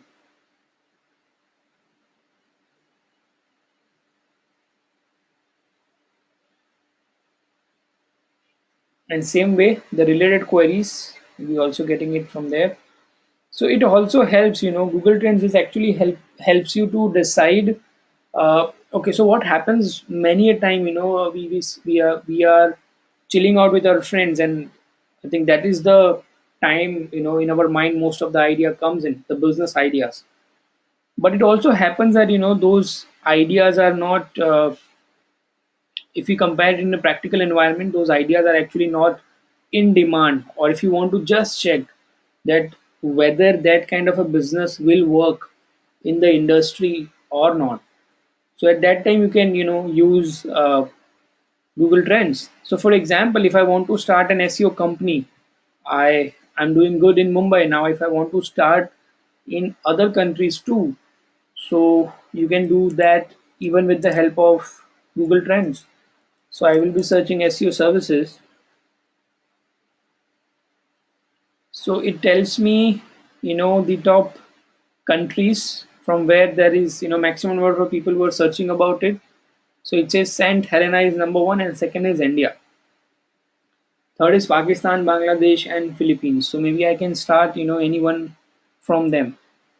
And then Singapore, US, Ireland, UK, and Australia. Okay, so this is how it helps you to understand the market trend basically. Okay, so yeah, very very good tool, very handy tool while doing a research or analyzing the trend. So this helps you at the first stage, initial stage of starting up your own business, or just planning out how you want to spend your marketing budget, or to analyze from where most of the people are searching about your business products. And then you can take a help of Google Keyword Planner to understand which are those exact terms you know uh, that users are searching into your target region. Okay, we will be learning that in the next session. As I said, there is an entire session for, I think first part is completely for the keyword discovery. We are now coming back to the second part of to know your audience well, to know your customer well. Second one is more about your target customers. Okay, so these are the questions you have to ask yourself, or mostly you get this from your customers. Number one is the geographical location. What is the target audience? Whether it's a Mumbai as a city, or you want to target multiple cities like Mumbai, Bangalore, Pune, or Chennai, or you want to target entire country. Okay. Second one is whether they tend to email you or call your business phone number. Now this also depends on business to business. If you overall see, there are two types of business: B2B and B2C. So in B2B, I believe you tend to have a more calls as compared to the emails and all.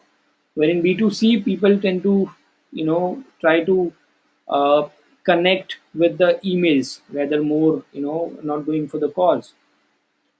The third one is the type of devices they use to browse the web. Okay, if it's a B2C or B2B, nowadays it has to be, uh, mobile first, right? Because most of the users are now browse the entire web from their smartphones. So this goes with for all the businesses. Okay. Fourth one is their favorite website. So I think most of the time you get this from the customers. So these are nothing but the competitors' websites. So the customers for whom you are optimizing their website, they themselves tell you that these are the competitors' websites. So please check that.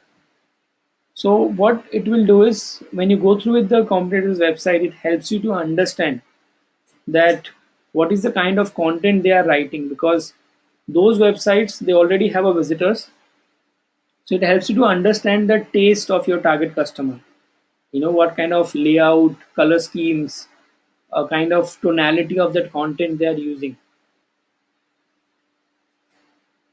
And then the third one is to determine the words, phrases that our target audience uses to search for our business. So this you will be getting it from the Google Keyword Planner, okay, which is there in the next Saturday. So Google Keyword Planner is the best tool available right now in the industry by Google. It also gives you the exact keyword along with how many people are searching about that keyword and with the competition. Okay, so we will be learning that in our next session, like how to choose the right keywords. Okay, now these are the SEO success factors. Okay, so I have divided uh, this into the two parts. SEO actually divided into two parts. One is on-page optimization, and second is off-page optimization. Now we'll be having an introduction. Okay, just an overview of on-page SEO and off-page SEO. As I said, we'll be diving in detail about both of them from next session onwards. So let's learn more about on-page SEO. So I'm going back to the definition. Okay, this is the same definition of SEO what you've seen earlier. SEO is the art and science of optimizing your website both internally. So when I say internally, it's more about on-page optimization. Okay, as the name suggests, on page, on website. So whatever modifications, activities you do on your website, that comes under on-page optimization. Okay. Now these are the factors which are important and we'll be learning about on-page. So number one is quality content, okay, which is indexable. So there is this quote. I don't know all of you heard about this, but the quote says, "Content is king." You know, Google loves content, right?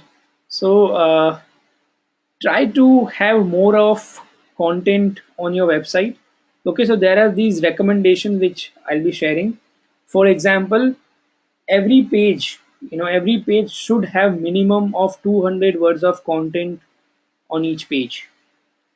So make sure that your each and every page is having 200 words of content, right?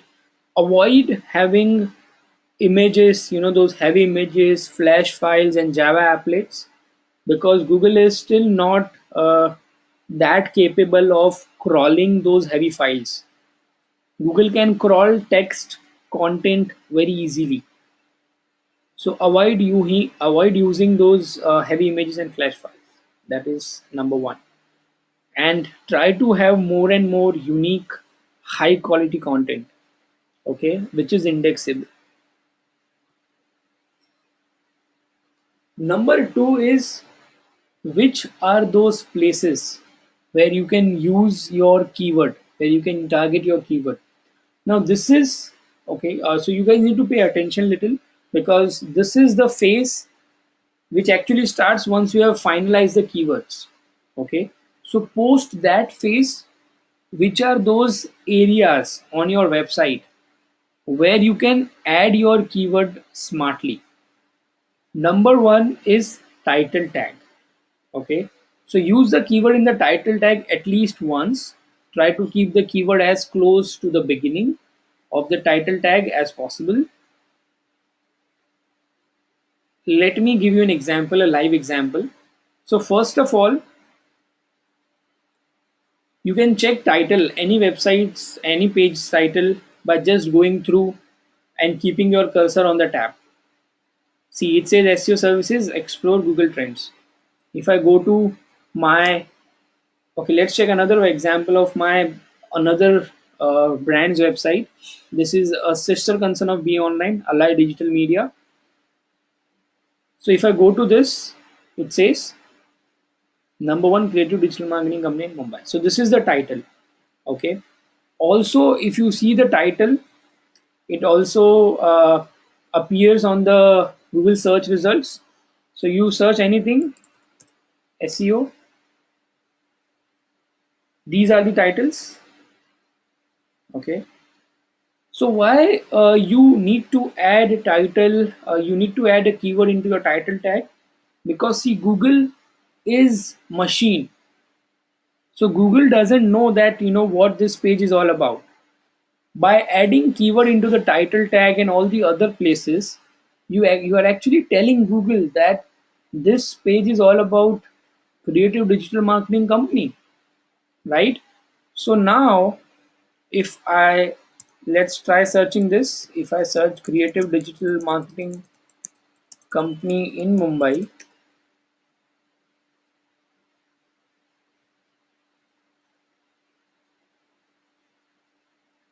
there you go, you see my website. Okay, so if you don't add this keyword into your title tag, Google won't show up your website into the search results. So that's number one, use your keyword into the title tag.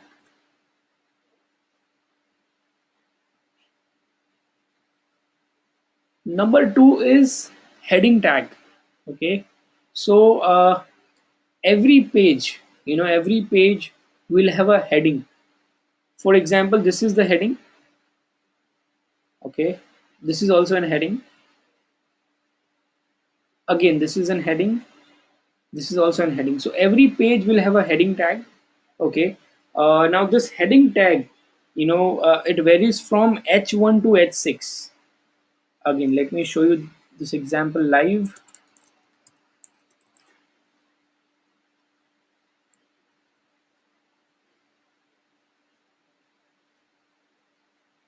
So these are the heading tags. Okay, so these are nothing but these H1, H2 is related with the sizes, the font size basically. H1 is having the maximum, the larger size of the fonts. H2 is little smaller than H1, H3 is little smaller than H2, and there it goes. Okay, so you need to choose any of these heading tags based on your website's design requirement. Okay, for example, my layout or my design of this particular website, it requires H1 tag or maybe H2 tag, then I'll be using H2 tag over here. But what is important, for you, you take any heading tags. What is important for you is to add keyword into this heading tag. So if you see, my targeted keyword is creative digital marketing company in Mumbai, which is there in the heading tag. Okay, so this is the second part where you need to make sure that you are adding your keyword into this particular area of heading tags. Then you have a body. So entire web page, okay, every web page is divided into three parts: heading, body, and your footer. So body consists of, most of the time it consists of the content. So you need to again make sure that you are using keyword into the content, right?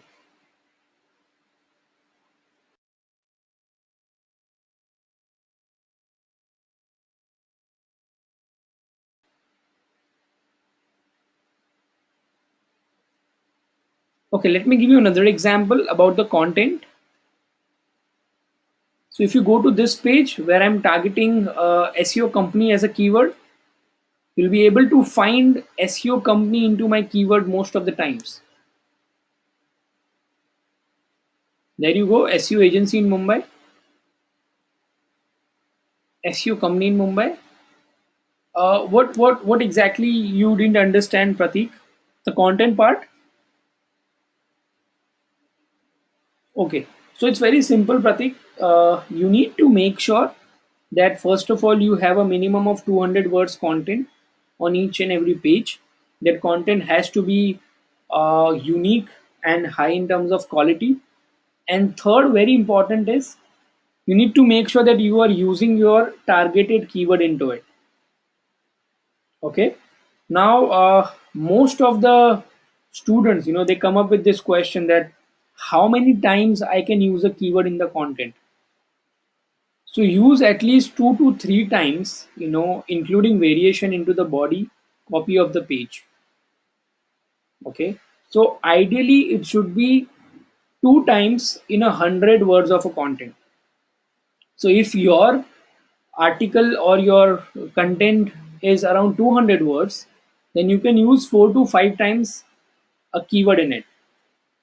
So now a question to all of you: if my page contains around 500 pages of 500 words of content, how many times I can use keyword in it?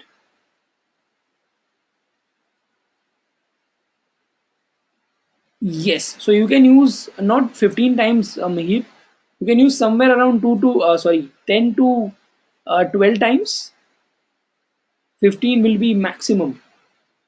Yes, 10 to 12 is the ideal. You can also use the variation like synonyms of that keyword. Or Pallavi, yes, you can do that, but that won't make your page relevant. So again, remember that Google is a machine. When you use these keywords into your content, it actually directs the Google that this page is all about this particular keyword, or this page is all about say digital marketing company, or this page is all about SEO company. When you use those keywords, it actually instructs the Google that way.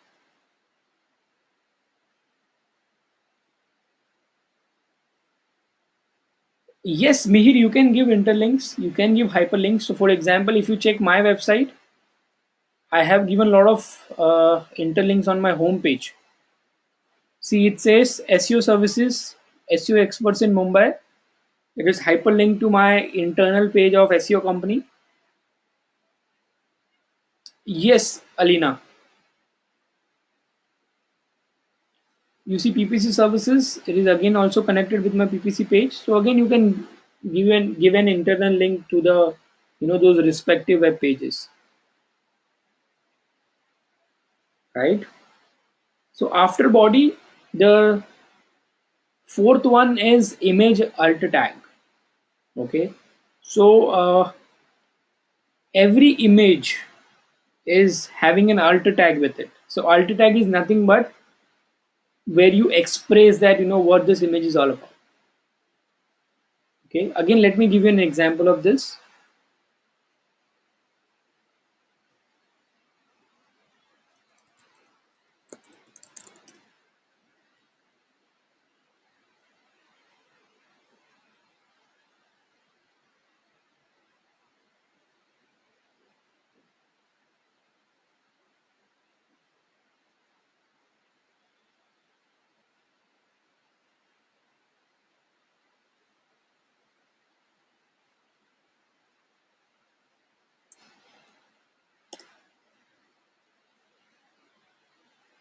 Okay, this is the right example.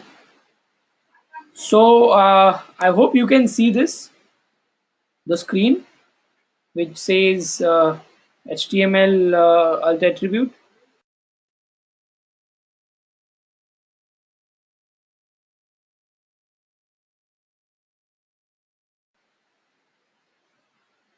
So here it says, now this code will remains the same. Okay, it says image src smiley.gif. So this is actually the Smiley, this is actually the image name, okay, which is smiley.gif. It can be JPEG, it can be PNG.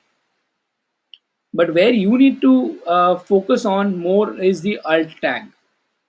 Okay, so in the alt tag, you need to mention your targeted keywords. Okay, so again, you need to also make sure that it is relevant to the image. For example, this, it says smiley face, so this also be counted as my keyword, and it is also explaining what this image is all about. Now every page will have multiple images, so this is another opportunity for you to tell Google that this page is all about smiley face. So there are two advantages, there are two benefits which you can take it from image alt tag. Number one is this image will start ranking on Google image search. Okay, I'm talking about the image search. Why this image is ranking right now here is because they have used this keyword into their image alt tag. So if you also start using alt tag, your targeted keywords into an alt tag, there are chances that your image will start ranking on the image search. And it also affects into your overall search ranking as well. Okay, so that is how you can use image alt tag. Then we have meta description. Okay, so again, this is the same description of what you see on Google search results. So you need to make sure that you are using the right keyword into the description, because if I go back to this example of a Google, okay, let me just do the same creative digital marketing company in Mumbai.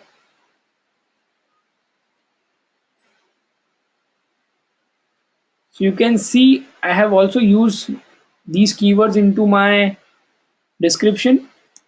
See, digital marketing company, and there is Mumbai, right? So you need to make sure that you are using right keywords, right combination of the keyword into the title tag, description tag, okay, into your content, into your heading tags. So you need to basically make that page relevant, okay, to that keyword. So it tells Google that this page is all about creative digital marketing company in Mumbai. Then only Google will rank that page onto the Google. Okay, so description is very important, again, title and description, because uh, title and description is something which which actually tells users also that what this page is all about, and it actually forces the user to click on this result more. So you also, along with the keyword, you also need to make sure that the title and description is enticing, or it is kind of an engaging, which forces the user to click your listing as compared to your nine competitors.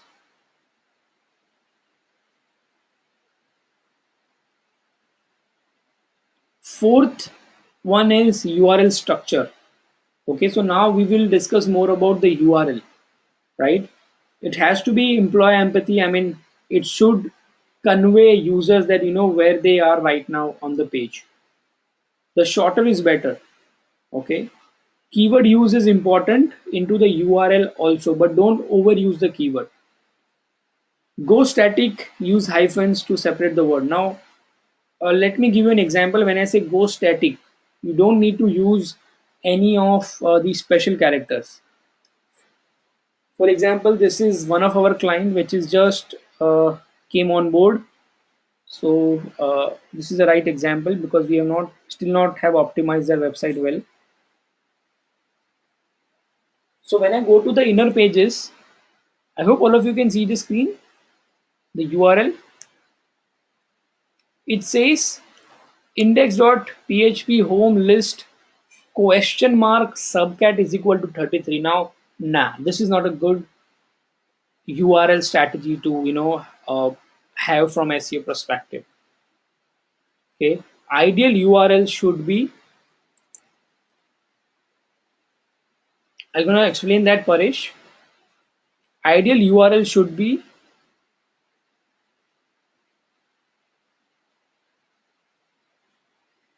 Yes, it should have a unique name. So the ideal URL should be like this. As you can see over here, top SEO company in Mumbai. Now, number one, it also helps users, to understand that okay, they are on the top SEO company page basically. Again, smartly, I have used my targeted keyword which says top SEO company in Mumbai. Right? I am using hyphens, to separate this. Now, hyphens for Google count hyphens as a spaces, and also, if you remove these hyphens, it won't be, easily readable for the user. If I remove these hyphens, just check it by yourself. It becomes a little difficult to read. So yes, always use keyword in it. Okay. uh, yes, it is entertained. I mean, here many of the companies use underscore, but the best alternate for underscore is the hyphens. So the right SEO strategy would be to using an hyphen, right? So instead of this, the subcat is equal to 33, they could have used best bridal collection blouses in Mumbai, or best bridal collection blouses. That could have been, the better URL for them. So again, as I said, Google is machine. You need to tell Google that this page is more about bridal collection blouses. Okay.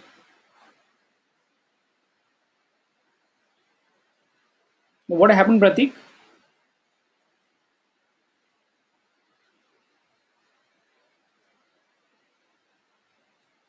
So if you look at this page, this is a best example for uh, a complete on-page followed page. Okay, following all the on-page elements. You see my title tag. I have a keyword in it. You see my URL. I have a relevant keyword in it. You see my heading tags. I have a keyword in it. You see my content. I have a keyword in it. So now if I go and go on Google and perform this keyword, top SEO companies in Mumbai,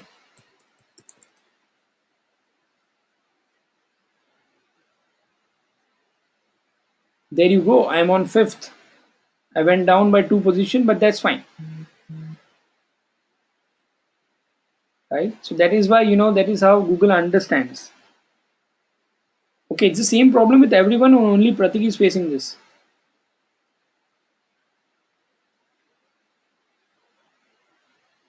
Yeah, everybody's there. Hello.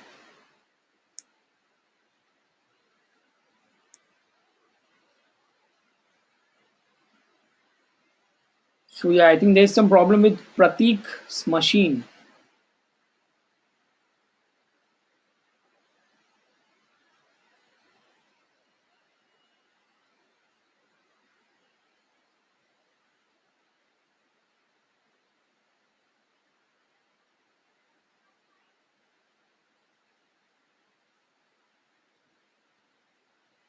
Yeah, because I'm not speaking anything, Mihi, right now. I was just trying to inform Pratik about the problem.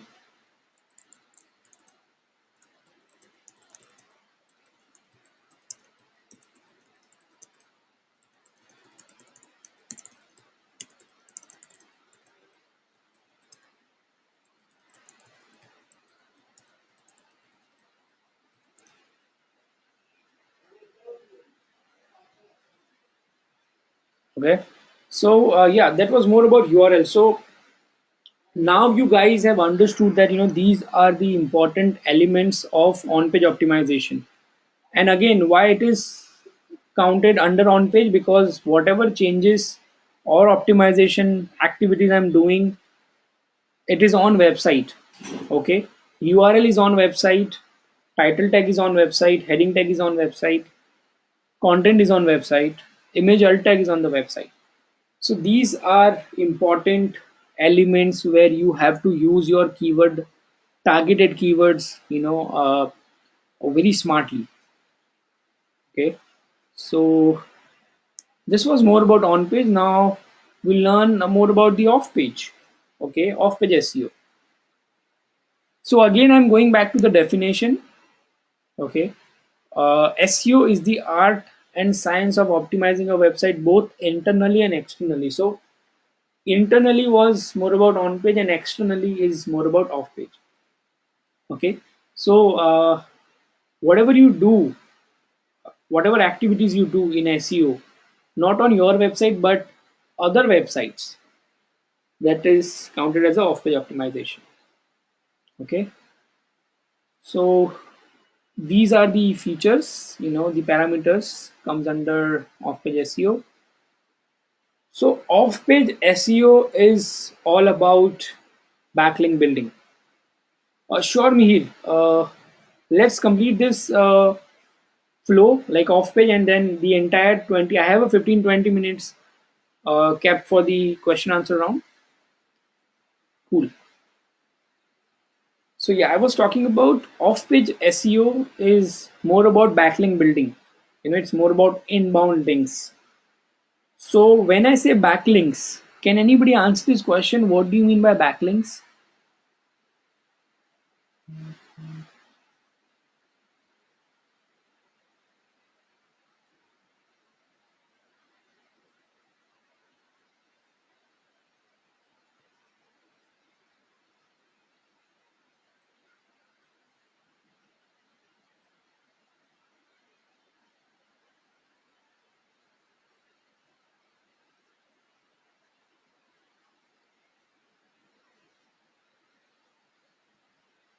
Yes, these are incoming links.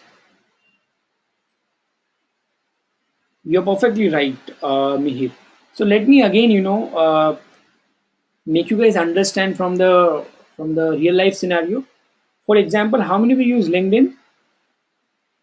I believe all of you must be there on the LinkedIn. So on LinkedIn, we get recommendations, we get references, right? Similar way, when we get any backlink from other website, third party website, Google consider that as a recommendation. Okay. For example, there is one of our client.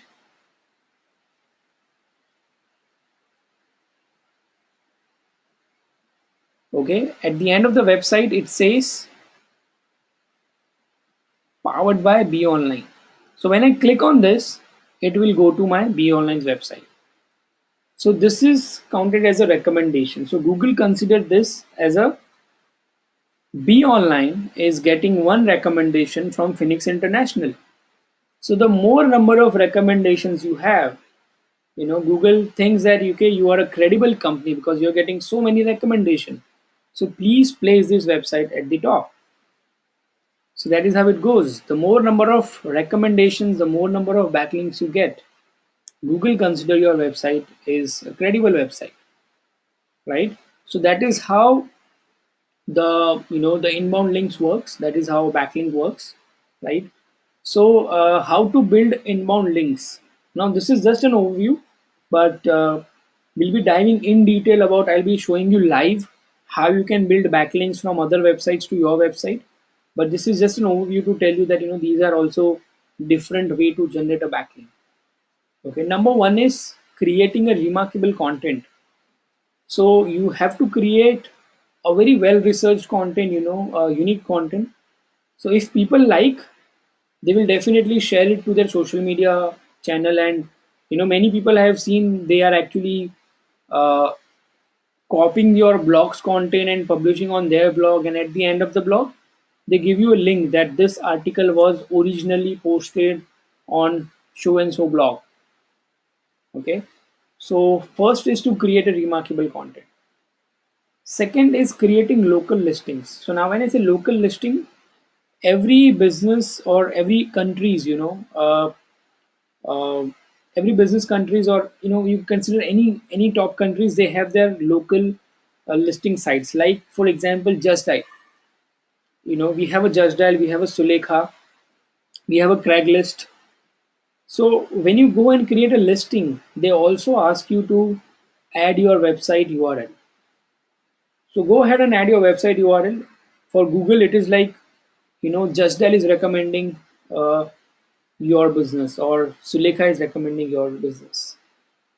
Okay, submitting your website to the directories. Okay, we've just seen the way directories, we have seen about Yahoo. There are still many directories where you can go and add your website. Then social bookmarking sites. So for example, you have heard about Reddit or Stumble Upon? Anyone who have heard about Reddit, Stumble Upon, Pinterest? These all are social bookmarking sites. Okay, going there and submitting your website, that is also counted as a backlink. Then you have article listing sites. Okay, the way we have a web directories, similar way we have a article directories where you can go and submit your articles, right? Your content. Third one is writing a guest post on other authority websites. Okay, so for example, I can go and write an article on Digital Vidya's blog. Okay, although I have my own blog, but I'm going as a guest on Digital Vidya's blog and I'm writing. So that will be counted as a guest post. Now, what will happen is in return, Digital Vidya will give me a backlink. Okay, because it's a win-win situation for both. Digital Vidya is getting uh, a content which is a free of cost, a unique content. Okay, and in return, they just want to, they just need to give me a link, a backlink. Okay. Fourth one is engage into online public relations. So again, it's just a matter of generating a backlink. So for example, you are coming up with a new product, or you have achieved, some milestones, or you have won some awards. Many of the brands you have seen, they do PR. They only do PR to get a brand mention on those websites and get a backlink from there, so that it creates an impact on Google again, that okay, business standard is recommending be online, or DNA or Times of India or Economic Times is recommending be online, right? And fifth one is social media presence. So Google also consider how active you are on your social media sites. If somebody is asking any comments, in comments, if anybody asking any queries, how often you are reverting to them, and how active you are on your social media site. Okay, so it's more about the your entire online presence. Okay, in all these five ways of building inbound links is just to get a backlink to your website, to tell Google that yes, you are getting recommendation from different websites. You're getting recommendation from different social media sites, PR sites, directories, social bookmarking, different content sites. Okay, so this tells Google that yes, I'm a credible website. So how to create remarkable content? You know, you need to create a remarkable content which is remarkably new, which has to be well researched. If it is not well researched, then nobody will like it, or nobody will share it. So it adds something to the knowledge. It has to be educational, and very important is regularly posted, because once you share remarkable content with your audience, they actually wait that now when is the next time when you'll be sharing that content. So it has to be regularly posted. Okay, so yeah, that's how you create remarkable content. So that's all we have today, uh, for today's session. Now we are up for the question answer round. Please go ahead with all your questions and queries. We have a good amount of time to discuss about the your queries and questions. I think I think Mihir was having a lot of questions. Yes, please, Mihir, go ahead.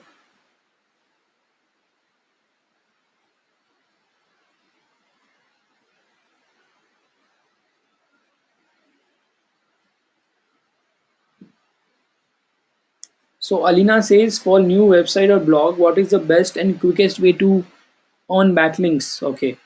So best way is Alina to write a great quality content. That is number one.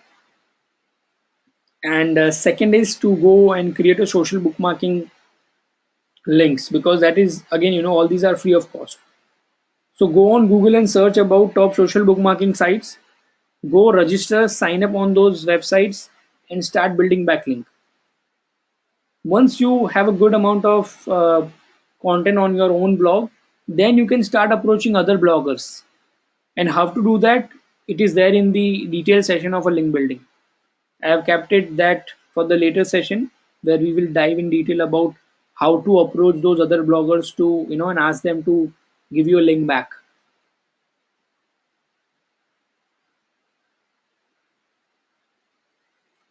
Yes, Mihir. So as I said, this was just an introduction.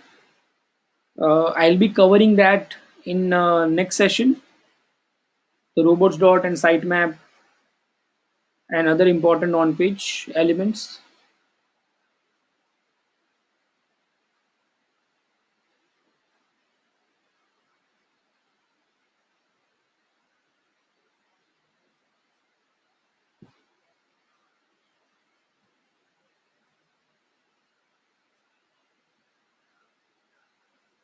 So Pallavi, there are many well-known web directories. You just go on Google and say,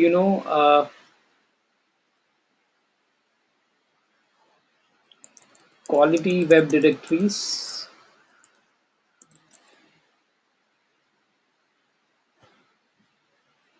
There you go. These are top 25 most powerful web directories, 49 free web directories, top 5 web directories. You'll be getting, see they are sharing 100 free directories.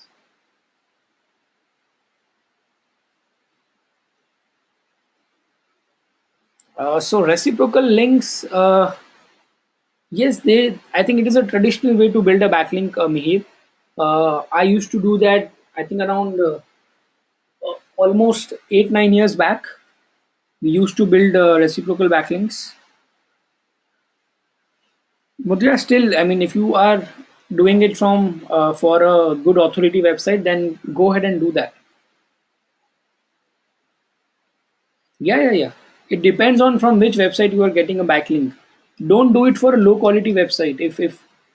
If the other website from where you are getting a backlink, if that website is a good authority website, then you should do that.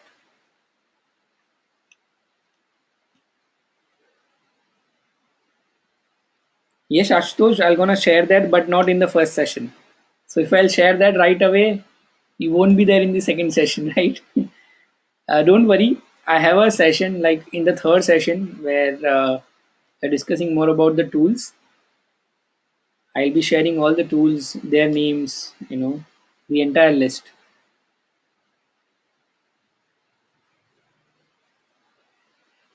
So then we have a question from Mihir. Can you also guide us how to do SEO for different websites like WordPress, Drupal, .NET, etc.? Uh, so and whatever we are learning, Mihir, it's its most difficult optimization for a. So what happens, when you use WordPress or Drupal, it becomes very easy for you to optimize because all these are CMSs, okay, and these are SEO friendly CMSs. So to do an SEO on these websites, which are based on these platforms, it becomes very easy for you. But it is very difficult to optimize a website which is there on HTML. So that is why whatever we are learning, it is from a point of view to optimize how you can optimize a website which is on HTML, which is the most difficult way.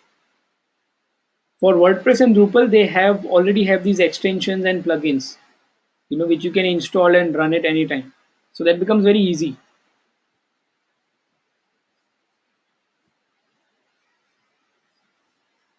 So Alina, there are premium directories as well, which ask you to for for the money.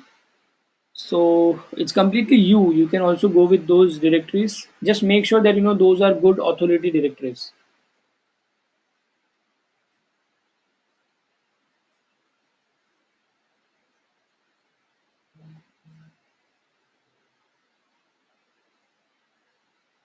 So, for example, WordPress is right now one of the best SEO friendly platform available right now. So all the basics are already there, inbuilt into the WordPress, like the URL, the title tag, so those things are already fixed in WordPress.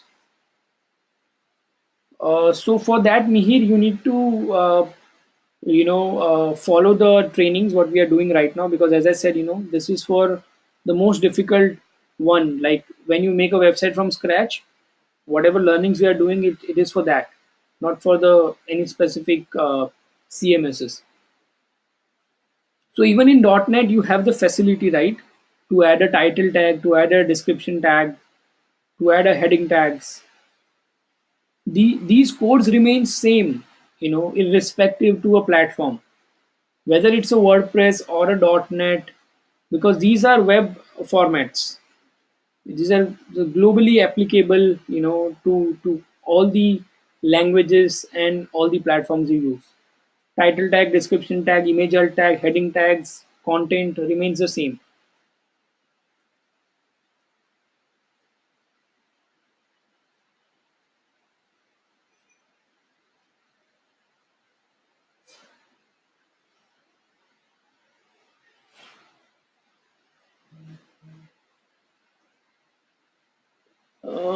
So Alina says, so that depends how you're doing it, Mihir, because I haven't seen anyone facing any issue specifically for URL structure. Maybe if you are using a CMS which is built upon a .NET, contact that guy. That guy have not given you an kind of a facility to change the URL structure. Yes, so that's what I'm telling you. Have so those restrictions are because of the developers who have made the website. You can ask them to give me that facility, to change the URL. No, Alina, WordPress is still like not that expensive. So I'm talking about, to host a WordPress, not go with the WordPress hosting. Then it will be, they'll be charging you a good amount. But if you go and host it on your own server, so I think it hardly costs you. If you are buying a shared hosting, then it will cost you maximum 5,000 bucks for a year.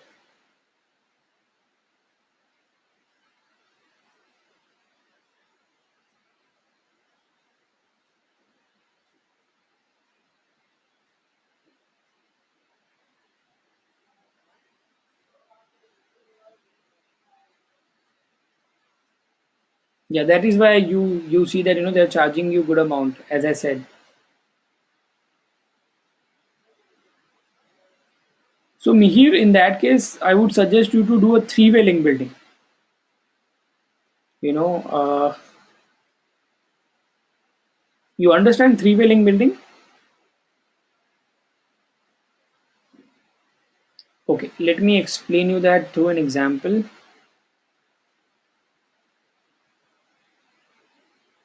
So for that, you need to make a two website for your own. For example, there is website A, then you have a website B, and you have a website C. Okay, this is your website. Okay, now your main objective is to optimize this website. Okay, website A, right? And website C is a third party website from where you are planning to get a backlink. Okay, reciprocal backlink.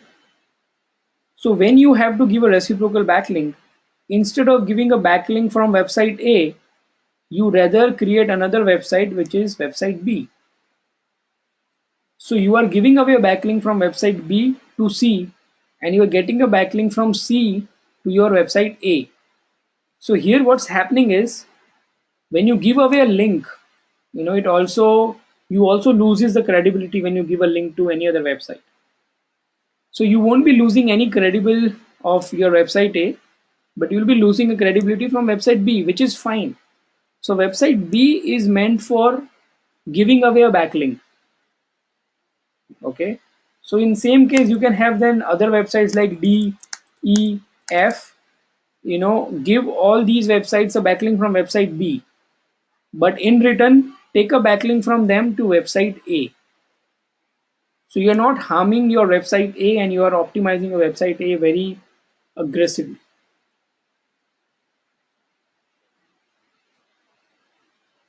uh, sure, I can do that if I have to find out, because this is little traditional method, Mihir. The methods which I will show you, if you find that more enticing, because those are the current methods as far as Google's guidelines are concerned, I can definitely share that in next session. Sure.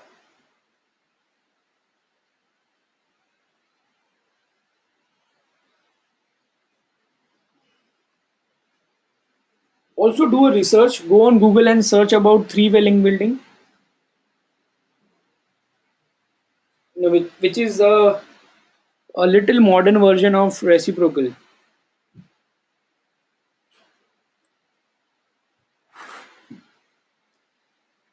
So I'll be sharing a lot of such kind of things of generating a backlink, uh, as in when we proceed and progress with the this module. Yes, Alina.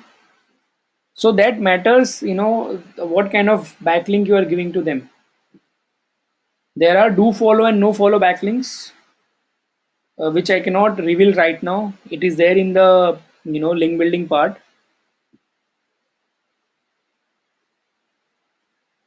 It is there in our link building session. So I'll be sharing more about that. It is good that you are anticipating. Be little patient enough. We'll be learning that into this entire module. When I'll be also sharing the suggestions and recommendation that while giving away a backlink, what kind of a link you should put, which should not harm your website. So that's fine, Alina. You can cite any any big websites like Gartner and McKinsey's, because that eventually also creates a credibility for your website. We will understand that you are giving away a backlink to such kind of a big authority websites. So that eventually helps you, but not to give do follow. Instead, you should give no follow backlink. Now, what is do follow and no follow? We have it for we can discuss that in the link building session later. So those who are done, they can share the feedback link, because I see only few students are asking questions. So those who are done, they can share the feedback into the given link. And yes, we are still on for the Q&A.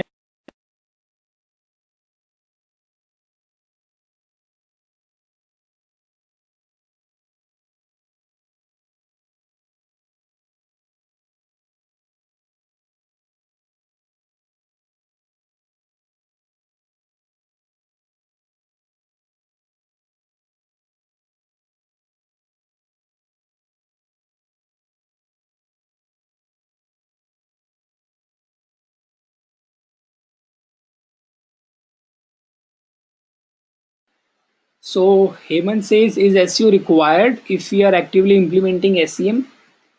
Yes, brother, because so how about if I tell you that 100% of the people who search on Google, okay, out of that 100% of a pie, 15 to 20% people, only 15 to 20% people clicks on advertisement.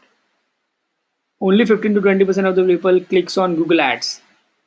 Rest 80 to 85% users goes with the organic listing, which is your SEO listing. So the major chunk is there,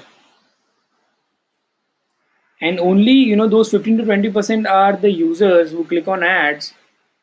Now these are the users who actually doesn't know that these are ads. You know, so if you talk about me, I never you know clicked on any ads, because that is kind of a psychology that these are advertisements.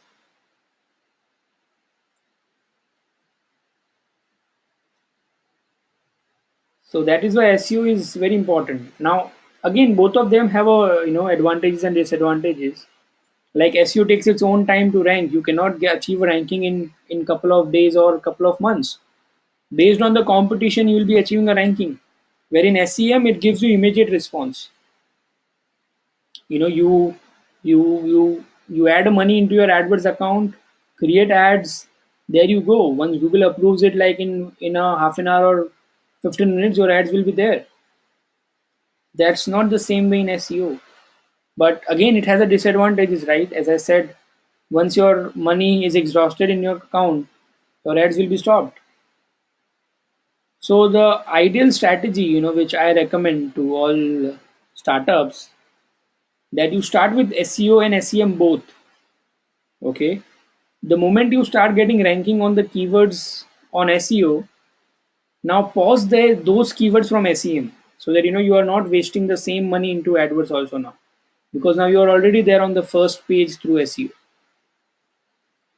So slowly you need to stop using AdWords, or not completely, but yes, slowly you need to reduce your budget on AdWords and focus more on SEO.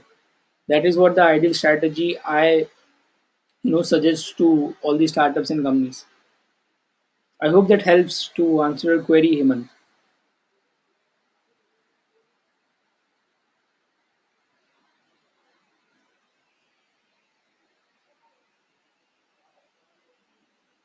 Perfect.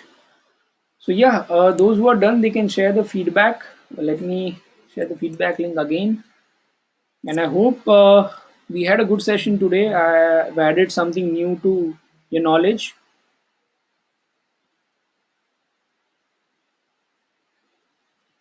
Great. So I'll catch you up, everyone on next Saturday. Till the time, bye bye everyone, and have a good weekend. Whatever which is left, half Saturday and entire Sunday. Okay. Just try implementing, start implementing all this on your own web projects and blogs. So, and come up with a lot of other questions and queries, because that is how we learn SEO. Okay. So, everyone, have a great weekend.